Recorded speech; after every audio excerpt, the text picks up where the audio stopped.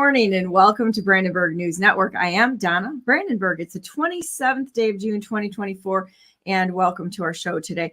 This morning I've got a stacked show today. It's pretty fun, and I think we're going to continue to do this by having more people on and having them bring more of the people that they know on. So you're probably going to notice that the format's going to change just a little bit, which is a really good thing. First off, I've got New Mexico governor candidate Joshua James, Ryan Lawrence, and he's backstage and he can hear me right now. At 9 o'clock, at 10 o'clock, it's Terry Newsome. Terry Newsome is a really interesting guy. He does a lot of FOIA work and investigation on many issues, and he has a show called Behind Enemy Lines. I think you're going to really enjoy this guy. He's really, I interviewed him at Turning Point, got to know him a little bit, and really an extraordinary fighter. He's really fun. And then at 11 o'clock, we have our BNN Citizen Journalist panel, investigative citizen journalist panel with some people that I have great respect for. And so come and join us. We're going to try to highlight a new citizen journalist every week. We have Nola on today, which is going to be fun. So this will be the first time that I'll meet Nola, and somebody else brought him on, decided to bring him on to this, and this is going to be a lot of fun. So at any rate, Charlotte says, good morning, I'm on time. Amazing. Yay. So anyhow, let's get right to it. Let's bring on New Mexico governor candidate Joshua James Ryan Lawrence. How you doing this morning? I'm doing well. It's a little bit earlier here, but than you, but all is well. How are you? I'm doing great. I'm going to tell everybody right now, Joshua's sound is a little bit soft today. So we tried to debug it before we got online and can't figure out why it's soft. So you're going to have to just listen up or turn your speakers up. Love it. I'll talk softer. So what are we talking about today? What are we talking about? Do you have questions? You know what? First off, I was looking for your website. Do you have a governor website active yet? I do not. Okay, what's your current website right now? Because you've got your sheriff's website up. I wouldn't utilize that either. I'd say that every social network I have, you can find me on every social network from Sheriff Joshua James or Gov Joshua James.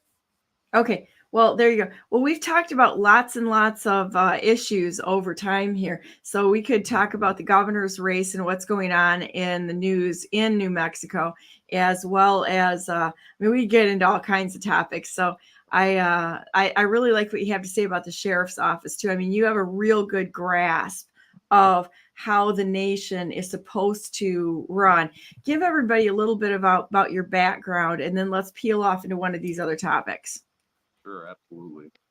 So I got into politics very young. I grew up in Texas, moved to New Mexico when I was 19, and my grandmother worked for the Democratic Party. And I became a delegate and treasurer for the Democratic Party in 2022. I'm sorry, 2002. And was heavily involved back then. And after 9/11, Bush was in office. I was traveling the country protesting right in the heart in the core group of the Democrat protesting groups all over the country. And since then I had backed away. I realized that nothing we were doing was changing anything. No matter how loud we screamed, no matter how big our crowds were, I knew that there was an agenda. Luckily, I grew up being taught all the conspiracies and all the Illuminati and Freemasons and all those kinds of things. So I had a somewhat of a good grasp. Backed out, come Obama, gave up on the parties. Um, Ultimately, I saw that it was same side of the coin, or two sides of the coin. And until Trump came about, because I was heavily involved in the Occupy Wall Street stuff too here in New Mexico, and thinking that, well, maybe people were ready to wake up. And of course, once again, that didn't happen. We were divided by all the infiltration, the same infiltration that became Antifa and Black Lives Matter.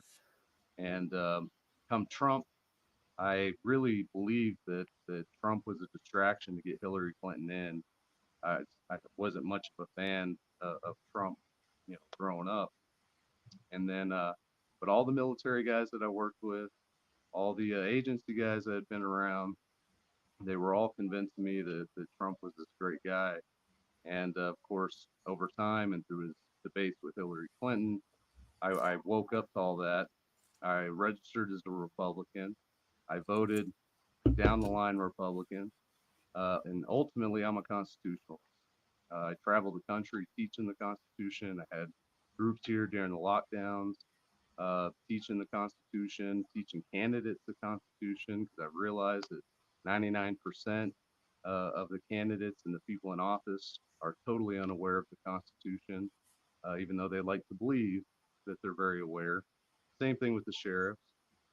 And then come the lockdowns, because I've worked in the film, music, theater industry, event industry for 23 years. I worked in the restaurant industry, and I've tried just about everything I could try. We were building movie studios here in New Mexico, and of course everything shut down. The movie studios that we built were actually commandeered by the current governor and Usurper. Let's just call it cheating, lying usurpers. Absolutely. And so all of our movie studios that we did build, 11 of them were sold to Netflix. Netflix was the only film company allowed to work in this state, and you had to be jabbed, you had to be masked. And so the rug was just pulled out from underneath me and my team. And so I was actually going to run for governor in 2022, but a friend of mine here was running for governor, and I knew her to be a good woman.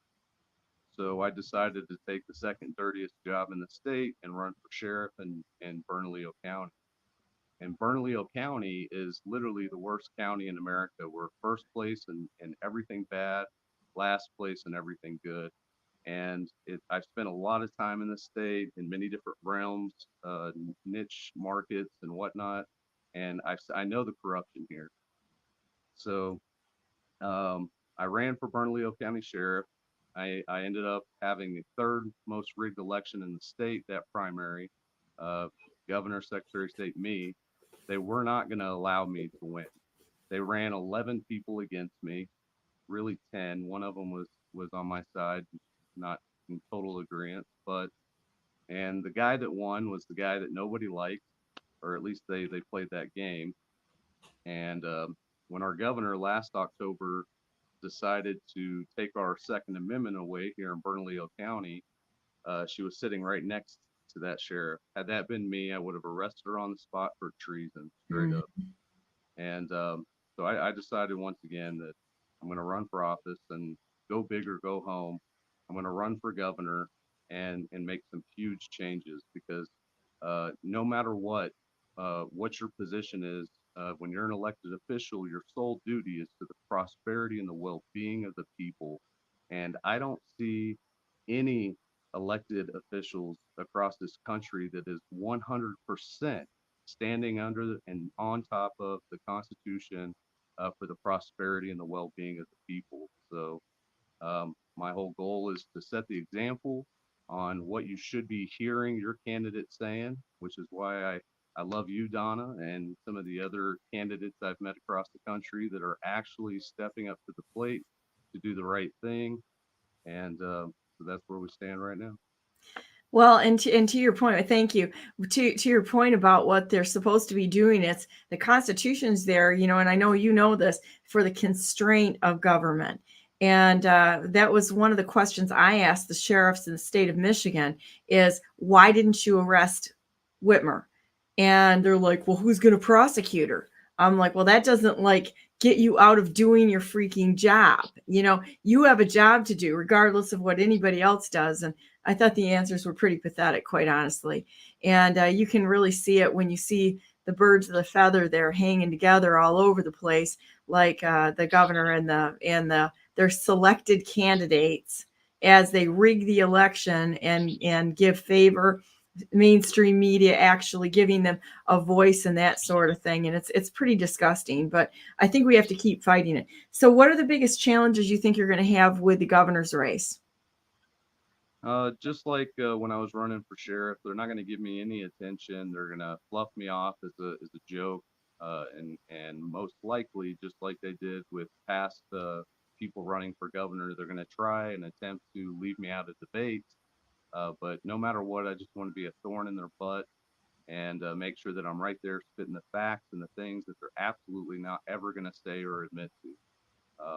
And I think that's going to be one of the biggest issues is just getting any attention, which is You're why a I started disruptor. Oh no, you're a disruptor. I'm an extremist, white nationalist, Christian, constitutionalist, yada yada. But that's why I started my campaign in February 2023, and really I came right into it out of that sheriff campaign to ensure that I could get all over this nation and be as loud as I possibly could, and it's actually reached international at this point. So the people are hungry, not just here in America, but all over the world. And I believe that when we win this war, the rest of the world will adopt our Constitution and Bill of Rights, so that we can all be operating on the same page under God, and that our rights are always protected and stood on. What are some of the things that came out that you feel like you would like people to know of what's really going on? Number one, I mean, I want people to educate themselves and learn their rights. Because if you don't know your rights, you have none. And it's just frank that the majority of people really don't know their rights. So education is very key. Did as far as all our the NEA and MEA need to be abolished because they have absolutely violated everything that they should be working for and our trust. And got a visitor there, right? Yeah, I'm not so far from there. It's what? I said I'm not too far from the airport over here. So Well, that's kind of cool. I'm plane obsessed, so man, I'd be out there all day long with the tracker and see what's up there. oh yeah, Kirtland Air Force Base is right down the street too, so all day long. Oh, that's fun. That's fun. That's not a bad problem to have. Maybe. So when let's see, it kind of derailed my thought there a minute. With the MEA and NEA, they need to be abolished because they truly have dumbed down this entire. They've had an agenda of dumbing down the United States and just really creating the a working class for their it's the Rockefeller stuff, where they really kind of started in on this, and it was to create just basically just worker drones that would do what they were told. And when you see that test to just test for the answer, not for learning, it's you've really got a problem there. When you teach the Constitution, what are some of the key elements that you really focus on? If you had, do you have like an outline? Really just I'm not somebody that's ever been great at quoting everything. Even I have to go back and re-reference so that I can get the exact quotations. But ultimately, it's the preamble and what it affords us in the history of why America is what it is and what the great experiment is. Because the rest of the world at the time of our forefathers were all operating under dictatorships, fascism, communism, dictatorships of some kind, and they were peasants and chattels.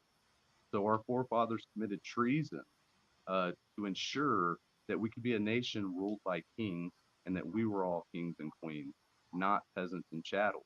The only servants were the servants that served we the people. And so our ultimate authority is above everything. It's above all of these people that are currently in office or even impersonating their offices. But because they believe that they are above us and that we're subject to them. And in fact, if you go to most colleges these days and you talk to the political science professors or anybody that teaches the Constitution, they will tell you in order to become an American, you must give up your sovereignty. I mean, I've literally, I can't tell you how many have Seriously. told me that. Absolutely. The whole point of America is that we all have sovereignty and we're self governing. and our Constitution does, and statutes and codes were put in place to govern elected officials, appointed officials, government employees, and law enforcement, not we the people. Our law is common law, which is God's law, and that's just all there is to it. Yeah, that it's the audacity of some of these people is just absolutely maddening. When you listen to how they regard humanity, they don't have any regard for humanity, and they really don't care. It's all about themselves. I was talking to somebody yesterday about the fact that we see other people and they look like us, but they may not really be like us, because when people serve God, there's a totally different mindset. And when we look at people that are criminals, they know what they're doing. They know they're doing it with intention. And the people that are seated in our government, these people are just worthless bastards. They know what they were doing. They knew exactly what they were doing with cheating our elections and rigging the vote and working with Microsoft and all of these people that left back doors into everything so that they could literally run it like a simulation. You can't look at it with any other way once you see the facts. And it's unfortunate, but we really have to remember that not everybody thinks the way that we do, and those people that don't, that have no conscience in hurting others and taking advantage of others, they cannot rehabilitate without God stepping in. This is truly a spiritual war, and in my opinion, it's crazy. So where else do you want to go with this? There's a million different directions, and I'm sure you have a lot of issues and things you want to talk about. So this is your time just to let's go on a Joshua rant. Well, no, you're right. It's absolutely a spiritual war. It's powers and principalities. And the war that we're fighting, we've been fighting since biblical times. It's God versus Satan. And God's already told us that he wins. So all we have to do is not fear, stress, or worry, put the full armor on, and go full forward with full momentum, with an action plan and with good intention. And so long as we do that, God will always take care of us moving forward. And I think a lot of people are really, um, I mean, I hear it all the time. They couldn't live the life that some of us live every day, because they're worried about their bills, their finances, they're worried about every single thing in their life. And I believe that's why this war has come to all of our doorsteps, because um, we all had to be affected in order to break the brainwashing that's been put upon us for 100+ years. Um, there's infiltration at every level. Here in New Mexico, um, the current governor, her family, the Lujan family, they've been trafficking humans since the time of the Spanish, and it happens through our Native American reservations, through all the tribes, and the the the corporate status of what our government has become, it just constantly grows. Uh, Small government is very key. And I mean, they're always creating new departments, to create new budgets, and they spend that first budget, right? Use it or lose it. And then the next year they get bigger budgets, and it's just a never ending cycle. So if we, the people, don't come to that realization and put a stop to it, it's just going to be forever us being thrown further under the rug, just like the old dynasty families and what happened to the world, when the Rothschilds, the Rockefellers, and all these people stepped in and took over the banking system, and all the corporations. And even when it comes to corporations, they must abide by the U.S. Constitution, and they don't do that. And they tell people that we're private, we can do whatever we want, and that's just not the case. We the people also have to come to that realization that any of these corporations, that are not abiding by the U.S. Constitution, we absolutely have the ability to step in and fight these people and remove them from board, and either abolish these corporations or take them over and correct and that goes with the Federal Reserve, the United Nations, um, even Israel right now, as of January 2024, is a registered corporation in America. And so are all of our allied countries, and they're all operating as this big corporate conglomerate that is absolutely for themselves, and their main sources of income and business are some of the most evil and sinister things that you could ever imagine in this world. Even right here in New Mexico, we're the abortion capital of the world. We have, if you go to any of these abortion clinics that are making millions of dollars a week, multi millions of dollars a week, you'll see license plates from all over the country, from all over south of the border, even. They're coming here just to get abortion. Do you ever Crazy. wonder what they're doing with all these aborted babies? And you brought up the human trafficking issue. That's a biggie. And why do you think that New Mexico is such, is so involved? It's not. I don't think it's just the border. I think there's more to it than that. But I don't have all the answers on that. But what's going on with all the human trafficking? I mean, you're there, you're on the ground. I mean, are there, you always hear about all the tunnels and everything and such. Oh yeah, there's lots of domes and underground. We're the most volcanic state on this continent besides Alaska, and Really? the under oh yeah, and the Southwest was a very vital place to the entire world, even prior to the United States existence. Uh, the entire Southwest was a huge depository. It was like a bank for the aristocrat families and these dynasty families in the ancient past. um, every culture on Earth has been coming to this continent um, since way before our history says was the case.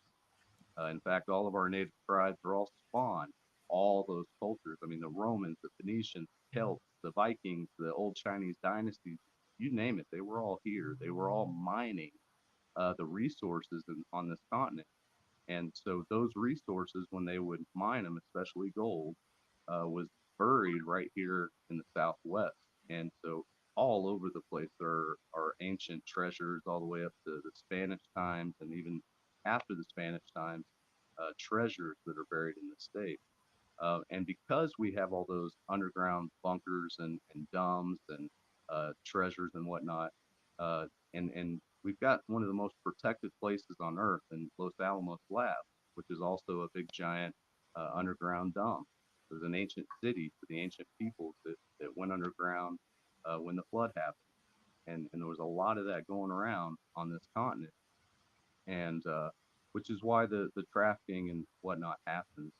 Uh, Obama in the Operation Fast and Furious, when they were running guns into Mexico, they weren't just doing it above ground. There's underground highway systems that go all the way down into Mexico, into Texas, all the way to California, north, and all the way to New York. There's 4-lane highways that go from LA to New York underground. And so there's so much. Just imagine what you're seeing on top of the ground.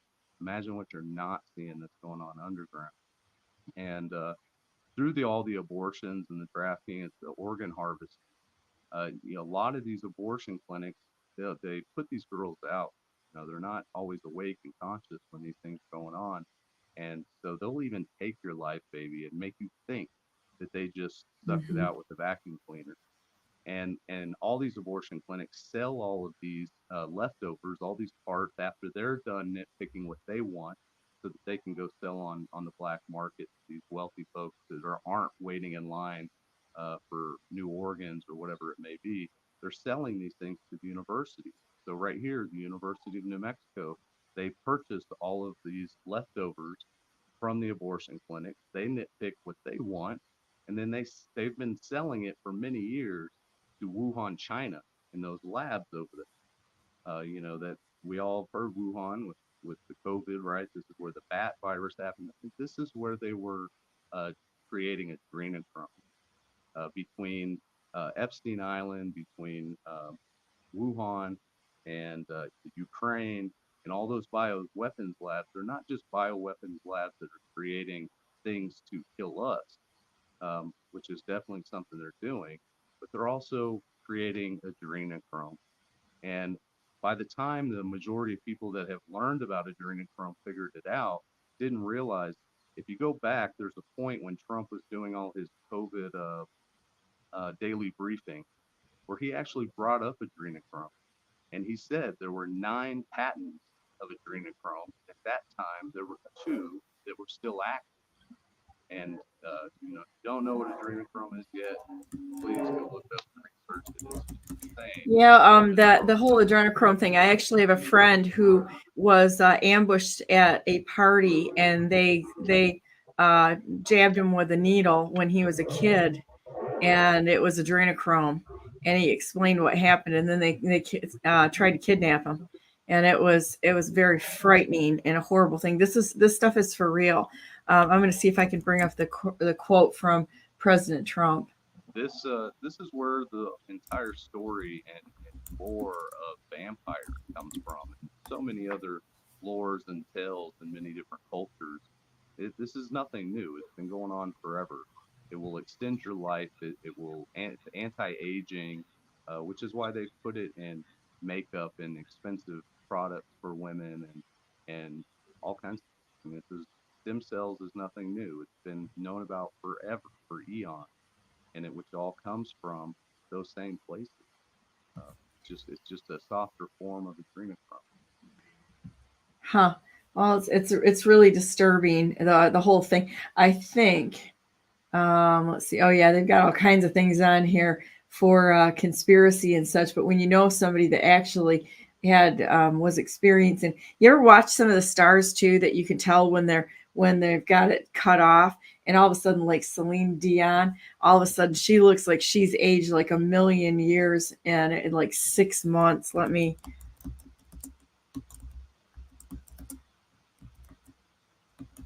Oh yeah, during the lockdowns, we saw that heavily throughout Hollywood and the elitist world, and I still believe that there was a lot more going on behind the scenes when it comes Oh, to those storage facilities of where they were keeping those things, where they were manufacturing it, and what they were doing. I mean, I heard some things and saw lots of evidence of things during in the peak of the lockdown of how the militaries of the world, the good guys, had taken over these facilities. They tainted all the supplies of adrenochrome, and then they allowed it to be sent back out to the world, and that those that took it, they put something in it that they can't take out of their body.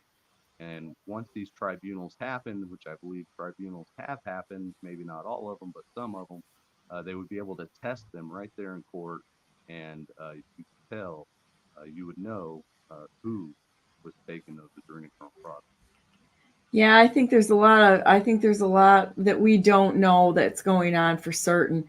But I think this is kind of like, she's not the only star that all of a sudden you've got like a dramatic Madonna. change. And yeah, kind of a disturbing, but Now there so are some of these elder actresses and musicians that still look, like they're in their 40s, 30s, that look damn good, and they're 60, 70 years old. On the yeah. internet. Well, yeah, and I think some people,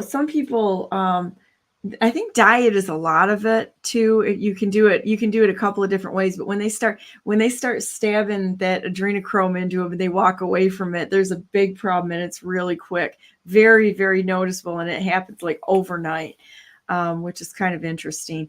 Yeah, the way the world is changing right now is really absolutely crazy, and I think that this is going to be a real hard thing for a lot of people to get their arms around. I've been talking about I was talking to somebody this weekend about Biden, the traitor in chief, and I said, how can you possibly look at him and believe that that's the same person? And they didn't see it, and so I ended up putting the his Biden now and then, and it's kind of crazy. Well, the guy uses his left hand versus his right hand.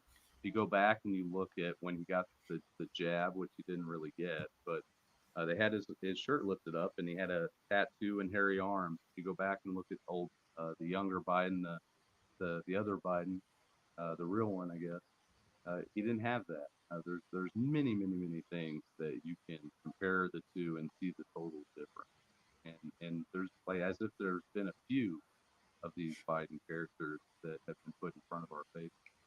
Yeah, there's several of them. So I mean, look at we've got all kinds of people playing Biden. It's even, it's not. I don't know how anybody can look at him and say it's the same person. I mean, when you look at this, there's no plastic surgery that can change the ratio between the space between your nose and your mouth. That's a bone change. And that's not a quick change. That's a bone change. And so, I mean, I look at the pictures and I'm like, this is it's almost laughable, the departure from the real Biden and the fake Bidens that are out there.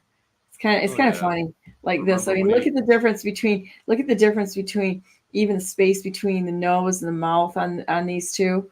Look at the difference between the space, the structure, the bone structure is even different.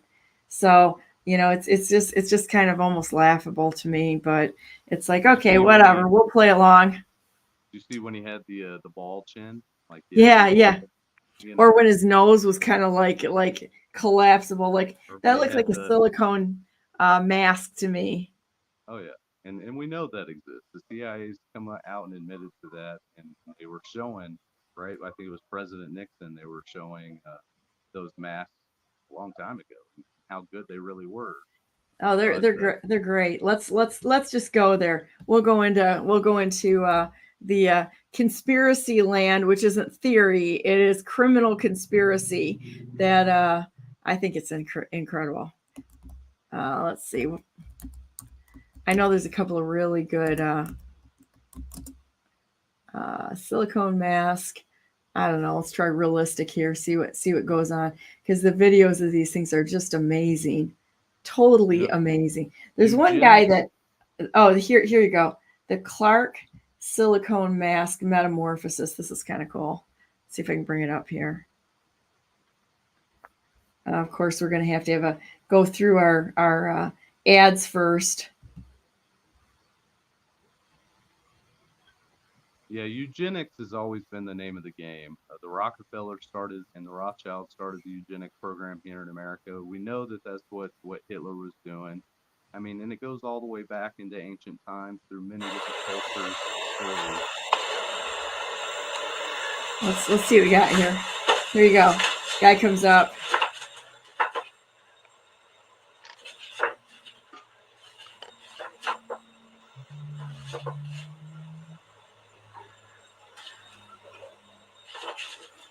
I like it when they take them off. I think that's pretty amazing. Oh yeah, they totally enhanced the movie industry and what was capable of being Yeah. done See if for this one Hollywood. Here's works how out. auto mechanics Have remove another car ad, of scratches course. in just 90 seconds or less. This simple but brilliant. In the Mission Impossible movies, the agents wear realistic face masks as disguises to trick their enemies. In real life, mask technology has advanced so much that those made-up storylines aren't so impossible to imagine anymore. Joining us now with more is Rob Jenkins. He's a psychologist and researcher at the University of... Let's move forward, see if you see it. Look at this.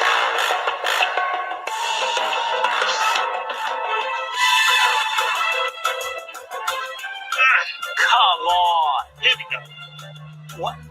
Yeah, there's so much that there's a gal that I like to watch. She was a CIA master of disguise type person, and she does some awesome videos on creating masks and being able to get to change while you walk through a store and not have anybody pick up on it that you actually changed into a different person. Really interesting. Absolutely. So they're doing it. Absolutely. It's nothing new. It's happened for a long time. And the more that you come to that awakening, you have to now start asking yourself a lot of questions.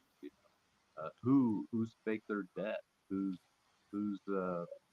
gone off grid and other people are running these characters uh, that that we see all the time. Well, there's an awful lot of actors and actresses out there, I can tell you that, which is really amusing because sometimes you got to show people what's going on, and they're not real quick on the uptake all the time. So it's kind of amusing. So what other let's see, we've got Charlotte says adrenochrome, the CYM carrying core is 100 milligrams is like $1 million. It looks like no, $1,920. They sell it on the website. Research and knowledgeable guys. So interesting. I'll see if she can give me a link. And that's Provide a all direct ties link there, back Charlotte. I'll to- put it up. What's that? all ties back to Pizzagate and everything that Liz Crokin and so many of these people discuss. They would do these big parties. They could you order this stuff and have it for yourself? Sure, but the real elitists, the ones that really wanted to be cool, I mean, they'd be going to these parties and they'd be doing it live, like firsthand. Isaac Cappy got heavily into that during the lockdown. I was really good friends with Isaac, known him. Oh, were you? 2003, 2004. I worked on just about every movie that he worked on as well. And he was part of our exploration team doing research and recovery of ancient treasures, lost civilization, all the archaeological work that we do. He was part of our team on that. So I'm praying to God, because he talked about Dead Man Switch, and I know for certain that he never would have committed suicide. He was on his way home to see his family here in Albuquerque, and I'm praying to God that he's still around. Yeah, see, there you go. There's when you PubMed. get into that shape and you flip it around, right? It's a rabbit. And It's a bunny. The white rabbit. That's right. Alice in Wonderland, The Matrix. I mean, you go on and on and on. Playboy. So many different things. Yeah, I think there's a lot of us out there that have been studying that for a while. Tell me some about Isaac Cappy, because I was really sad when that event happened. In fact, I had to have a friend who's out there that was so distraught about it that he went and visited the bridge where the alleged accident happened and such. But I used to play his stuff, and I post his stuff. It's like let's see if I can. I bet we'll give a shout out to Isaac Cappy here, because I liked his brackets and jackets. At the end of that video, he actually is talking. So I used to say that again. You're really soft. You're what? I used to go into his live streams, and even at the end of that brackets and jackets, he's talking to me at the end of the video, and whenever he starts answering comments and whatnot. Isaac was an interesting fella, and a lot of people here in Albuquerque, I mean, just big hippies and whatnot. And I was really surprised when he woke up. I was very proud of him for waking up the way he did.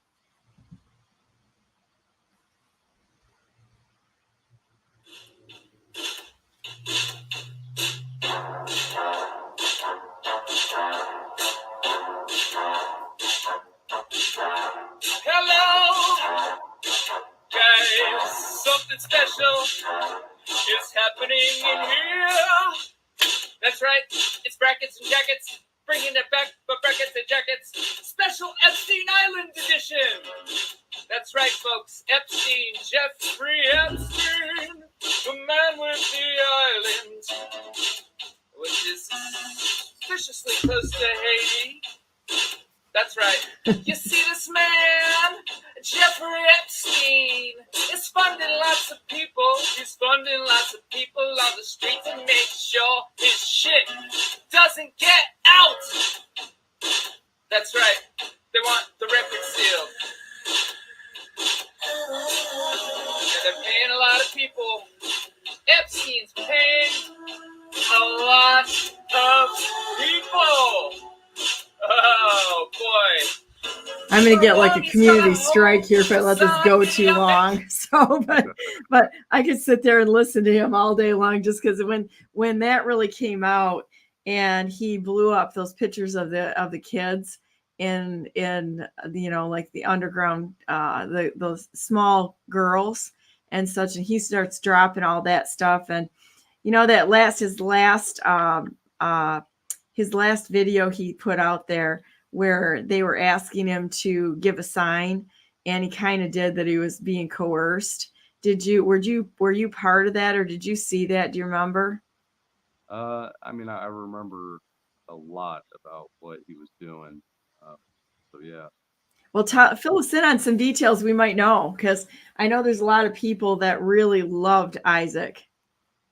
Yeah. Probably So still do. I'm not convinced he's dead yet. I don't know. I There's really don't. You know, Isaac became really, really good friends with Seth Green and his wife for a couple of years. They became best friends. He hung out with them all the time at their house, and there was one night where he went to go have dinner with Seth Green. If you don't know Seth Green, childhood actor, red hair, plays in a bunch of comedy movies, um, Sahara, and so many other things. But um, this one particular night, they decided they wanted to open up to Isaac and show him their secret room behind the bookcase.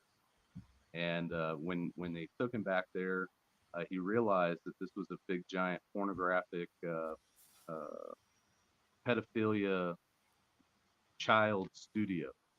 And then he had been taken to parties, just like anybody in Hollywood. I worked in Hollywood, mainly here in New Mexico, but I did work in Hollywood as well. Um, and the things that go on, the private parties, the interconnections is through the roof. And Isaac got to witness some of that firsthand, and it takes a lot. It's hard to be able to go to these things unless these people really trust you. So he was able, and Isaac was very, very smart. Okay, he was very smart, very talented. Uh, he's very witty. He'd have very good dry sense of humor. I could see how he could make these people believe that he's on their side, and he was smart enough to know, just like I think Trump and many others, that you may rub elbows with these people, but you're gaining intelligence that you're sticking in your back pocket. um, and I think when it got to the point where um, they weren't going to let him keep being involved with them unless they saw him doing things that they were doing, and he didn't want to cross those boundaries.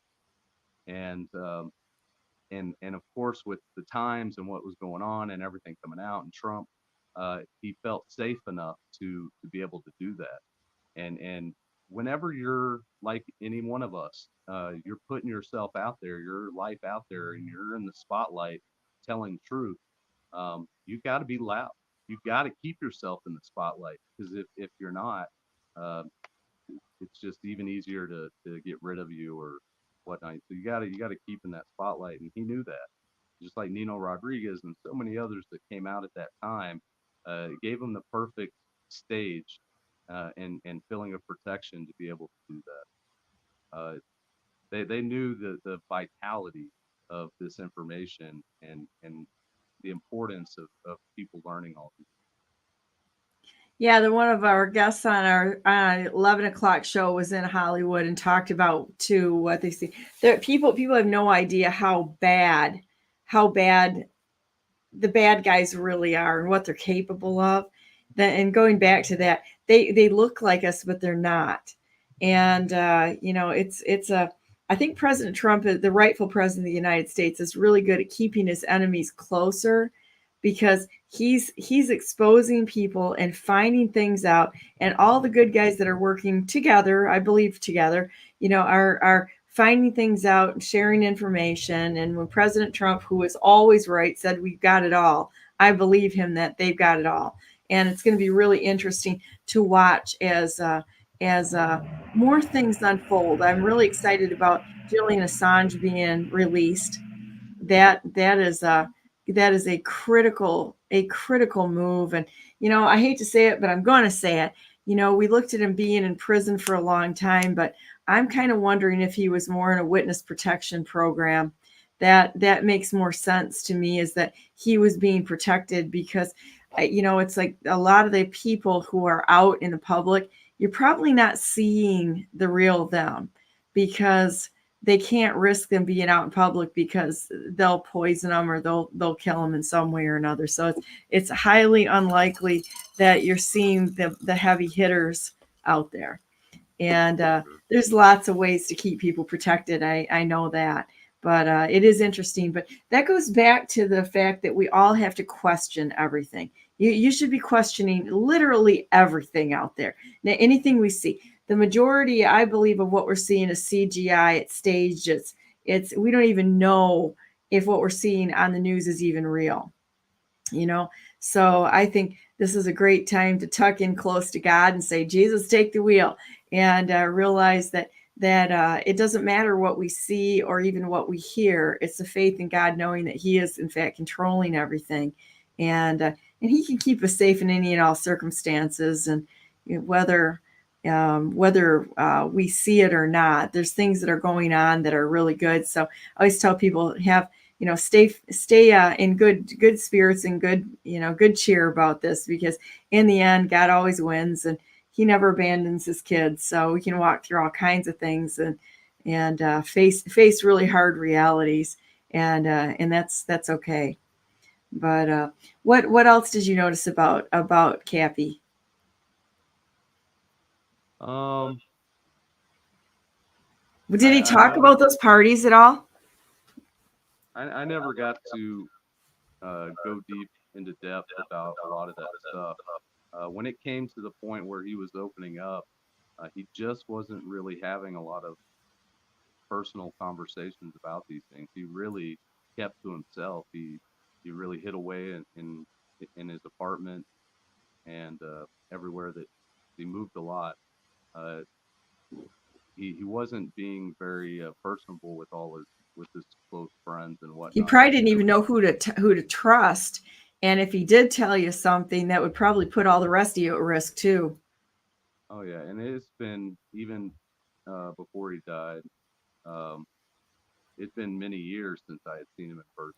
So um, I never got to be real close like that. Just joining his live chats and him recognizing me there, and uh, there was always some kind of inside jokes and things that were thrown out. But I wish that I could have had those conversations with him in depth. Um, you know, with all the treasure work that we do and the archaeological stuff, which I've seen more corruption in that world than I've seen in the political world. Tell The us about last it. the last thing that the elitists want us to know is our real history. They've been conditioning us for so long, uh, and the English doctrine and indoctrinating us into all that.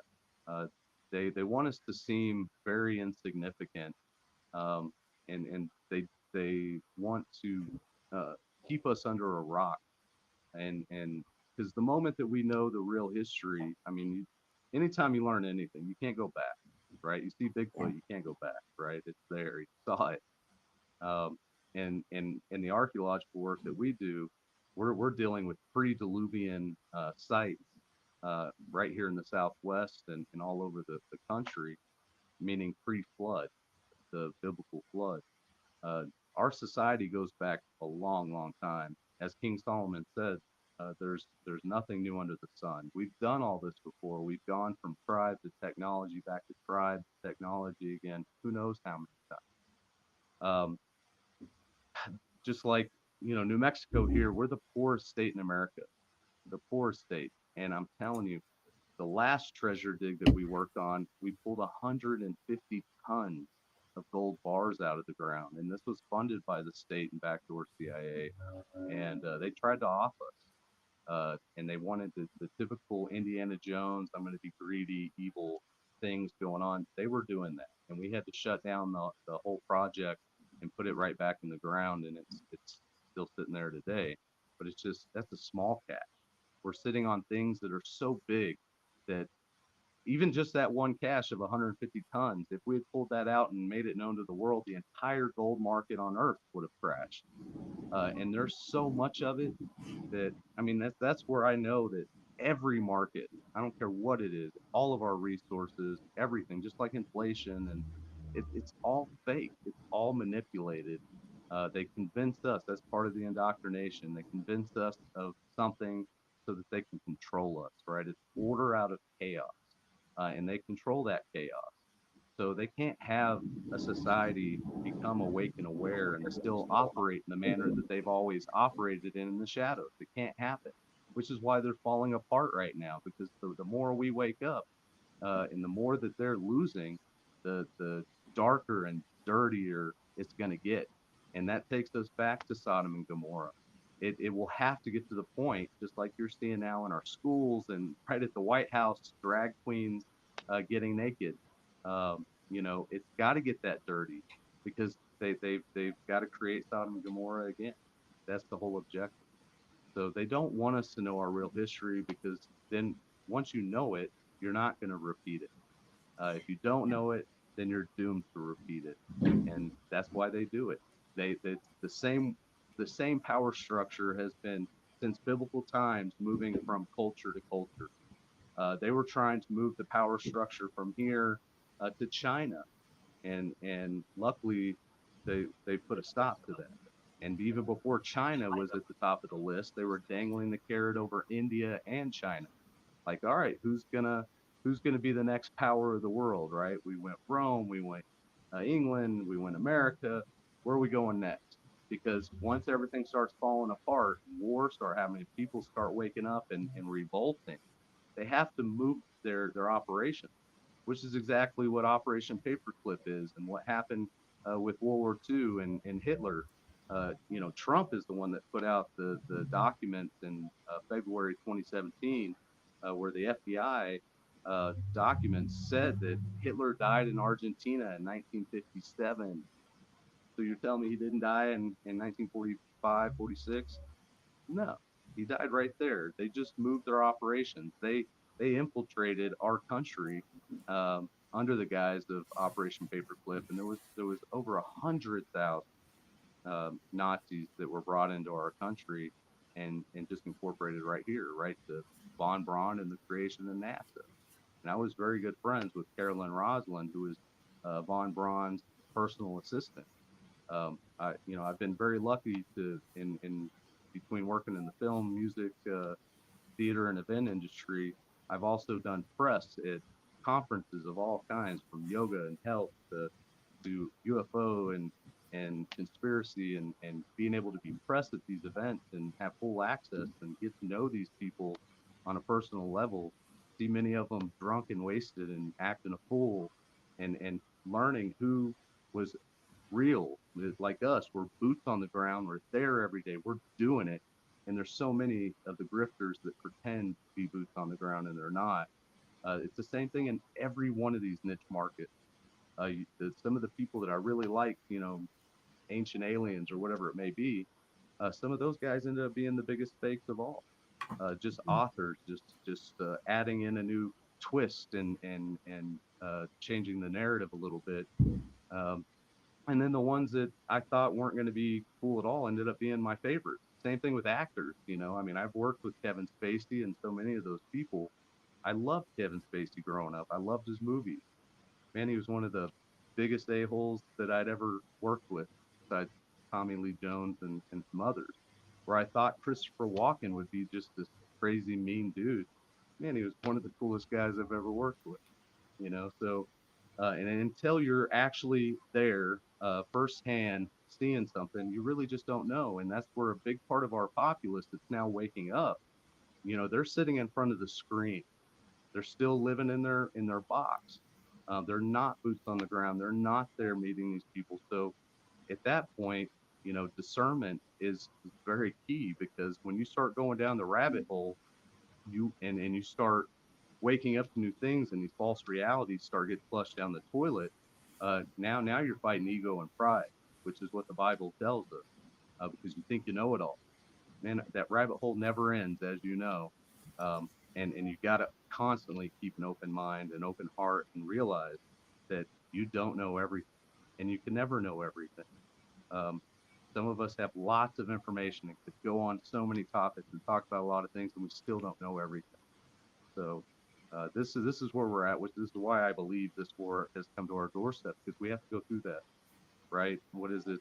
Good times, hard times create. Well, shoot, like I said, I'm not good at quoting things, but you know what I'm talking Yeah. about. we got to go through the hard times to come back to the good times. And so that's where we're at right now.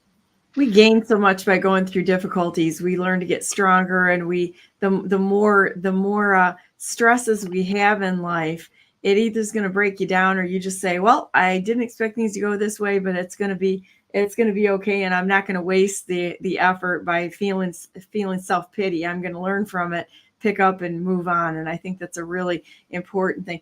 To your point that we don't know everything. It's just like the fear that they rule everyone, where they constantly have people run of here, there, be afraid of this, that. There's always something to be afraid of. And that's how they truly push us in and manipulate us, is by that emotion of fear. And we don't really need to have that or even buy into it. So one of the best things is, if people start feeling afraid about things, is just stop, plant your feet, take a few minutes to be peaceful, walk around the house. I don't mean like literally, but you walk around the subject a few times and see where it shakes out. Because usually you're going to find a lot of misleading things that are misleading, because what they do is they try to get you moving by activating that fear in you. And you can just walk away from, as soon as I see something that looks like it's fear mongering, I'm kind of done about it, and like, okay, what are they really doing? They're saying, look here, be afraid. But what's really happening is somewhere off to the side of that, underneath it, above it, or somewhere else, But it's just like the gas and oil industry blows people's mind. What have you heard for years that gas and oil is? Fossil fuel, right? They called it a fossil fuel. They actually had to have a conference to have it labeled fossil fuel, and the reason being was to convince people of the principle of scarcity. The only way they make money is if they make people believe that it's scarce, and the price goes up. Just to your point with the gold bars and such. And so people think, oh no, we're going to run out of oil by next year, the following year, the year after that. I mean, how many times they moved the bar on this, people, actually? And when you actually think about having, the dinosaurs and vegetation being compressed, like, how many dinosaurs and how much vegetation would have to die at the same time, people, in order to have millions and millions and millions of barrels of oil being pulled off of one country, let alone all of them per day? It's absurd. It's ridiculous. It defies anything that looks like common sense. We're never going to run out of gas and oil. It's a naturally occurring substance. Renewable. What's that? It's a renewable resource. It's a renewable resource. And you can prove that out by, if you look where we get gas and oil from, it's under bedrock. Nothing, if this earth was billions and billions of years old, nothing has ever walked under bedrock. That's just the way it is. But they find it underneath the bedrock at 25,000 feet or something like that, 5 miles underground. Think about this. They say the crust is 2 miles underground. It's not what they're telling you. They're not accurately telling people what's actually going on. And so, they capped off a bunch of wells over in Colorado. I remember this. And, they're all empty. We've emptied the wells. Well, come on. A few years later, they had to go back and remove the wax seals. And oh my goodness, who would have guessed? All the wells are full again. And so we don't have to walk around being afraid of the things that we think we need to be comfortable. And I really think that most of the things we think we need, we don't need them at all. And if we walked away from a lot of it and lived a much simpler life, get yourself a few chickens and, a cow with your neighbors and grow some stuff and walk right out of their little money system to take us hostage, I don't think that would be such a bad thing. Oh yeah, they love us to believe that we went to Iraq and Afghanistan for oil. It's a renewable resource. Why would we go to Afghanistan for it? We've got it right here. It is. Same thing, all these wells in Texas and all over the place, like you said, man, they come back to life. And that's another reason why they make you think the scarcity, because then when those wells go dry and people believe that, now they sell them for dirt cheap. They can't sell them for the value that they had when they were pumping oil. And because those people know they're going to come back to life, which makes another point. We didn't go to Iraq, Afghanistan, Syria, or any of these places for oil, for gold, for any sort of resource. And if you go digging through the Hillary Clinton files, emails and whatnot, I mean, she straight up said it. They were looking for Nephilim DNA, right? This is going to be biblical. They want to use eugenics and bring back those ancient people, which I believe that a lot of those still exist. What we've learned here in New Mexico is that, and I mean, just on this continent in general, all the history that you see around the world, all the symbolism, all the things, and they want us to also believe that life began in Africa and we were monkeys that evolutionized into the people that we are now, and that we walked across the Bering Strait to get to America. None of that is true. Man has always existed as we are right now. In fact, the Bible and many different cultures' texts, that they had to create 7 different forms of man because they were trying to create man dumb enough to be able to mine gold and all these things. Um, and That's, once again, God put his light in us, which is why they could never totally, forever keep us dumb and ignorant, because of God's light, we can always find the truth. Just like when you meet somebody uh, after being around all kinds of people all the time talking, you gain that discernment. You can just feel truth. And I think the masses are getting to that point where they can just feel it. They know it. They've learned enough. They were able to flush enough information down the toilet that it only makes sense, right? It becomes logical. Um, but life didn't begin in Africa. Uh, and there's just so much that we don't know, that's my passion, and is all this ancient history and all that stuff. Um, you know. Anyway, It's just like, look at the pyramids. We don't have the ability to move those rocks around now. Right. And Solomon's temple. We don't have the ability to move it. And it's like when I was in Washington, D.C., if you think that farmers that had plows and horses and such built Washington, D.C. 200 years ago, I got a bridge to sell you. I wouldn't even know where to quarry the marble from. It's like there's a lot of questions that need to be answered on all of this stuff, because there were some, they found settlements in Indiana of Welsh-speaking, red-headed, blue-eyed people that were here. There's evidence of ships from Italy that predated the Mayflower in Brazil. There's all sorts of stuff like that shows that our history needs to be questioned on every level. Even what happened not only in Ukraine. I mean, they've been selling us a bridge for a long time on this Ukraine crap, because the ones that are in charge right now, they're liars. Their father is the chief of all liars. They serve Satan himself, and they have no place in God. And you can't exist with good and evil. I think we're having trouble getting Terry on this morning. Can you talk for just a minute? I'm going to stop this and teach everybody about the Constitution. I'm going to let you do this by yourself here for a minute, okay? Well, man, I'll talk about my campaign a little bit and some of the things I'd like to see happen here in New Mexico. And these are the same things that you should be hearing your governor candidates and whatnot talk about.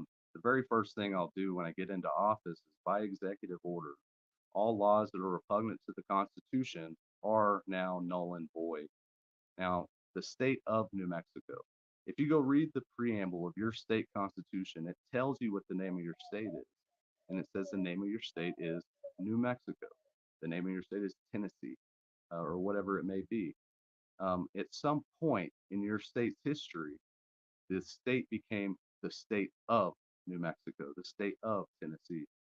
And the state of New Mexico, see, most states, a lot of states, the state ofs were created in the 1800s, the early 1900s. But the state of New Mexico did not come about until 1987. Okay, so when it comes to that, we don't have to go back very far to eliminate all the BS repugnant laws that were created which, by the way, statutes are not laws. That was ruled by the Supreme Court many times. The only law is the law of the land, our Constitution and common law. And then as well, I want to remove all the three-lettered agencies from the state. Take away the Bureau of Land Management. Take back all that land. We're the 5th largest state in America with just 2 million people in it. So there's a lot of land here and a lot of resources, a lot of things that we can do. And then I want to start giving away land. I want people to come here and ranch and farm and manufacture and create industry and all of those things. We have a huge water shortage. Right now, we have Rio Doso, New Mexico, that's still on fire.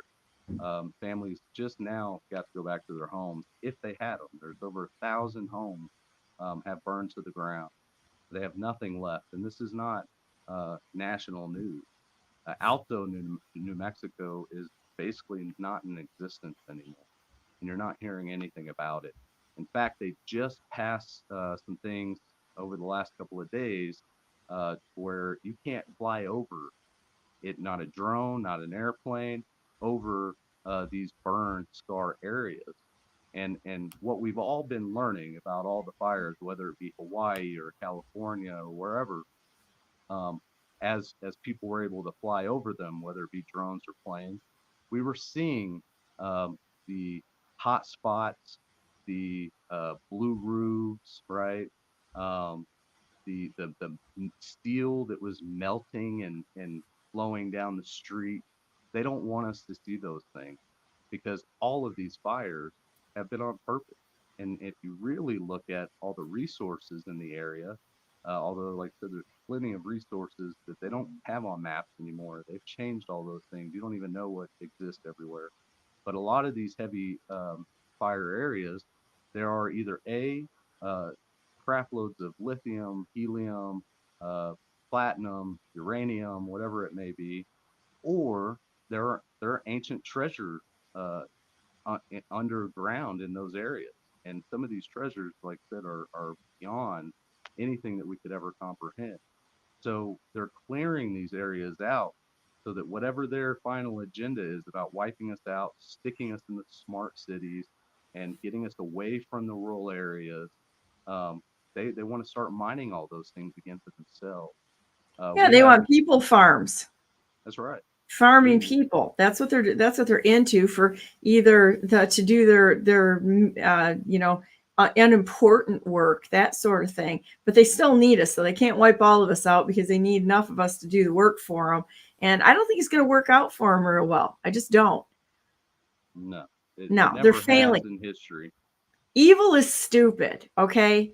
Evil is stupid. If you really stop and think and listen to how evil talks, it's stupid. I mean, let's look at the electric bikes that we got all over Grand Rapids. These things are stupid, and I'll tell you why. So we've got the electric bikes with lithium batteries sitting out in the sun, degrading every day, that they have to go around with a gas or diesel run truck and or vehicle to pick them up and put them back in the stations where they need to be. So there's still all of it, to mine the lithium, to make the batteries, to watch them decompose in front of your eyes under the sun, to have to run the whole thing with either gas or diesel to bring them back to the start while they're all subsidized, is about as stupid as all of the corn subsidies for ethanol we have going on. There's so many better ways. And that, like I said, evil isn't real smart. You just watch the actions a little bit and such. But I see Terry backstage. Hey, Terry, bring you on in just a minute here. So, well, what else do we want to talk about today? If you want to jump back on anytime, I just really think very highly of you. And, whenever I hear you speak about the sheriff's office and your knowledge about things and your open-mindedness to look at things that are outside of the box just a little bit and actually do some investigation on it and being involved in those areas to find out what the truth is. I have respect for anyone that is willing to stand and look into things, not for their own gain, but for the truth. Yeah. one of the things too that I'd like to do, which needs to be repeated for the rest of this country, I believe I will get there. God did put us in a position to fight this fight for nothing.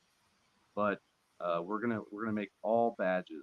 I don't care if you're state police, sheriff, constitutional law enforcement. Again, their sole duty will be to enforce the Constitution. And because right now there's no fight that we can win because we don't have anybody to enforce anything. We don't have anybody to go make arrests or judges to sign warrants. So we have to bring that back to the table so that we can put these tyrants away. Because the only way that we can ever get to a place of transparency and reality and seeing things for what it really is and what they are is to have that enforcement and go read the preamble of the Constitution. Veterans, go read the Lieber Code. If those things were created, they tell us right there that we are that authority. We can't let the tyrant police themselves. Quit depending on these sheriffs or the police force or to do anything legitimate, because they're not in control of themselves and they're not enforcing the maximum of the law and the common law whatsoever. So we have to get back to that point. But I'd be happy to come back anytime, go through the long list of things that I will implement and do, not just me, but the people. My whole plan is literally to live in a bus in all 33 counties of New Mexico over the next 2 years. And then when I win governor, I'll still live in the bus in all 33 counties with the people as the true servant. And I want to put the power of the people back into their hands. So this isn't my campaign. This isn't me doing these things. This is going to be us and we doing it. And whatever the full plan isn't there yet. So we need the people to come to the table. I want to bring town halls into every one of these counties so that we can bring people from every industry to come together and figure out exactly how we want this state to be ran, how we want industry to be ran, what hindrances need to disappear, what needs to be added and created. So that sounds great. Well, thank you for coming on today. This is wonderful. I always love talking with you. I like getting into the weeds on some of these subjects too, because it's kind of fun. Because I do acknowledge that we don't know everything. There's a lot we don't know, and we have to be willing to do. Thank you for coming on today. I'm going to jump off here a minute. I'll be right back on with Terry Newsome behind enemy lines.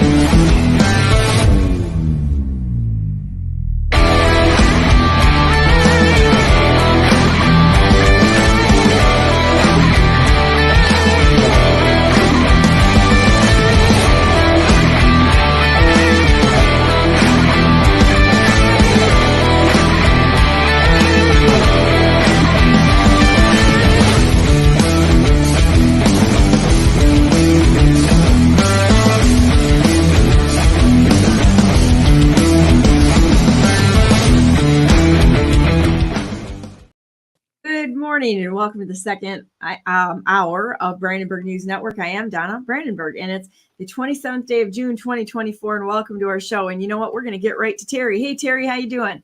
Hi, how are you? Can you hear me okay? Yeah, you've got great sound. That's awesome. And I'm glad we finally were able to make that connection work. That's great. So I'd like you to introduce yourself to everyone and have an introduction so they know who you are and some of your background, so that they know that Terry is like for real. Okay, he's one of the superstars that I met. And when I say superstars, the people who are actually doing the work at Turning Point Action, and got a chance to interview him. I'm going to put his interview from Turning Point up tomorrow with the rest of our citizen journalists. And I'm looking forward to you seeing that. But I'd like you to tell everybody who you are. Sure. Thanks. Crazy story. So, Terry Newsome, I was born and raised in the southwest side of Chicago. My dad worked for the city of Chicago, Italian-American Union Democrat family. Not anymore. There's a couple of goofy cousins that we don't talk to, but pretty much everyone, including my 85-year-old parents, my father, the city worker, are all Republicans now. And so that's all we knew was being a Democrat, right? Knew nothing. I mean, that's all we knew. Our friends, our family, everybody. So as I got older and wiser, I transitioned not the liberal transition, but the transition to being a Republican, and started paying attention more. And I became a registered Republican, I think, in 2011. My mom was actually upset at that time. And then I've never been involved in politics until I got remarried. I have twins that are juniors in high school. So 3 years ago, when they had the forced masking, which is common sense, I think we're all proved right now, right, about how bad it was for our kids.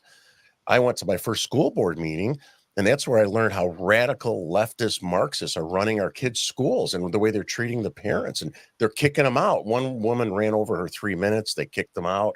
Lack of respect. You could see through the masks the disdain they have for people just voicing their concerns for their own children, as if we don't have a right to express our concerns. And I told these parents, I said, I'm going to teach you how to fight like an ex-South Side Democrat union member. I switched careers, but I'm still in. I worked in the film business in Chicago, LA film radical unions, right? I mean, in that industry. So I started pushing back. That I learned about genderqueer. I think most of the country knows what genderqueer is. That book, Genderqueer, right? Are you familiar with it, Donna? Or? I've heard it, and I've heard it. I've seen a few screenshots of it, but I'm not tremendously familiar with it. This is what put me on the stage. I cleansed it for your show. So you don't really have to do that here, quite honestly, because you know what? You can do the uncleansed version because we don't censor. Oh, well, yeah. So I had it cleansed because I take it to like events where children are. Like, I had it when Tom Holman was in town and stuff, and there was kids there. So this isn't my kid's book. When I first saw, I was like shocked. And the school board is telling us this isn't pornography, and this is just one of many.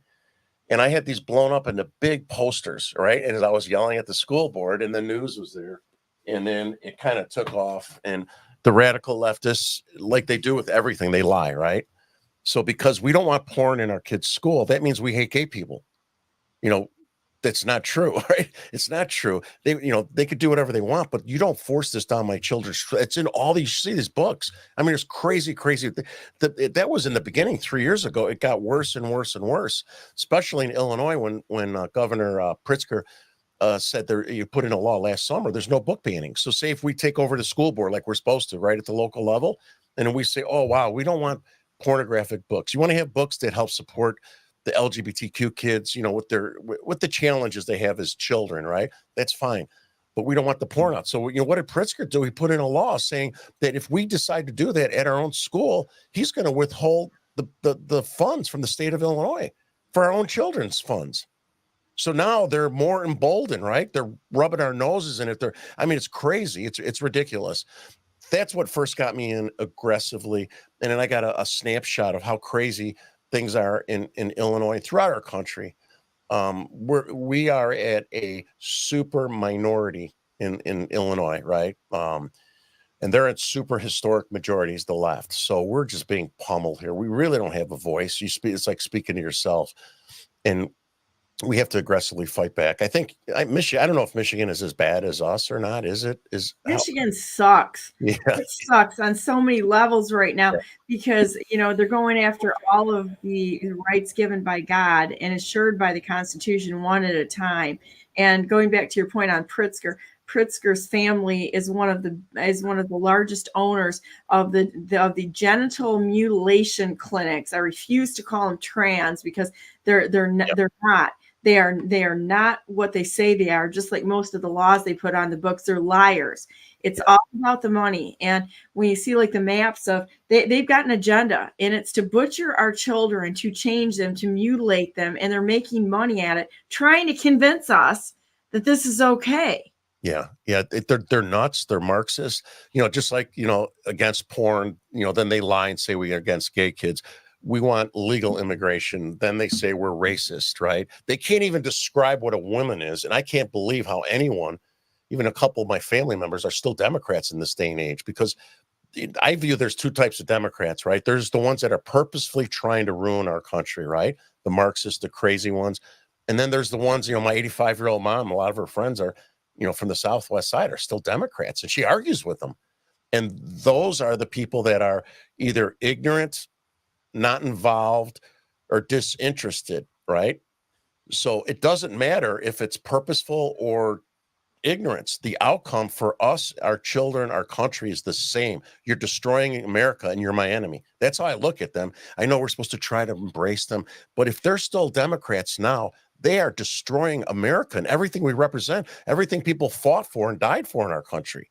Right. And it's like, I don't want to, I don't go out of my way, but I treat them when I confront congressmen and stuff. I bring that poster to their events. I sit right in front of them and totally throw them off. The same guys that say that's not porn, but when the people see it, and even some of the Democrats, mostly the independents, are like, wow, it's kind of bad. But they don't know that because the media, Terry Newsome's against LGBTQ materials. No, I'm against porn. Right.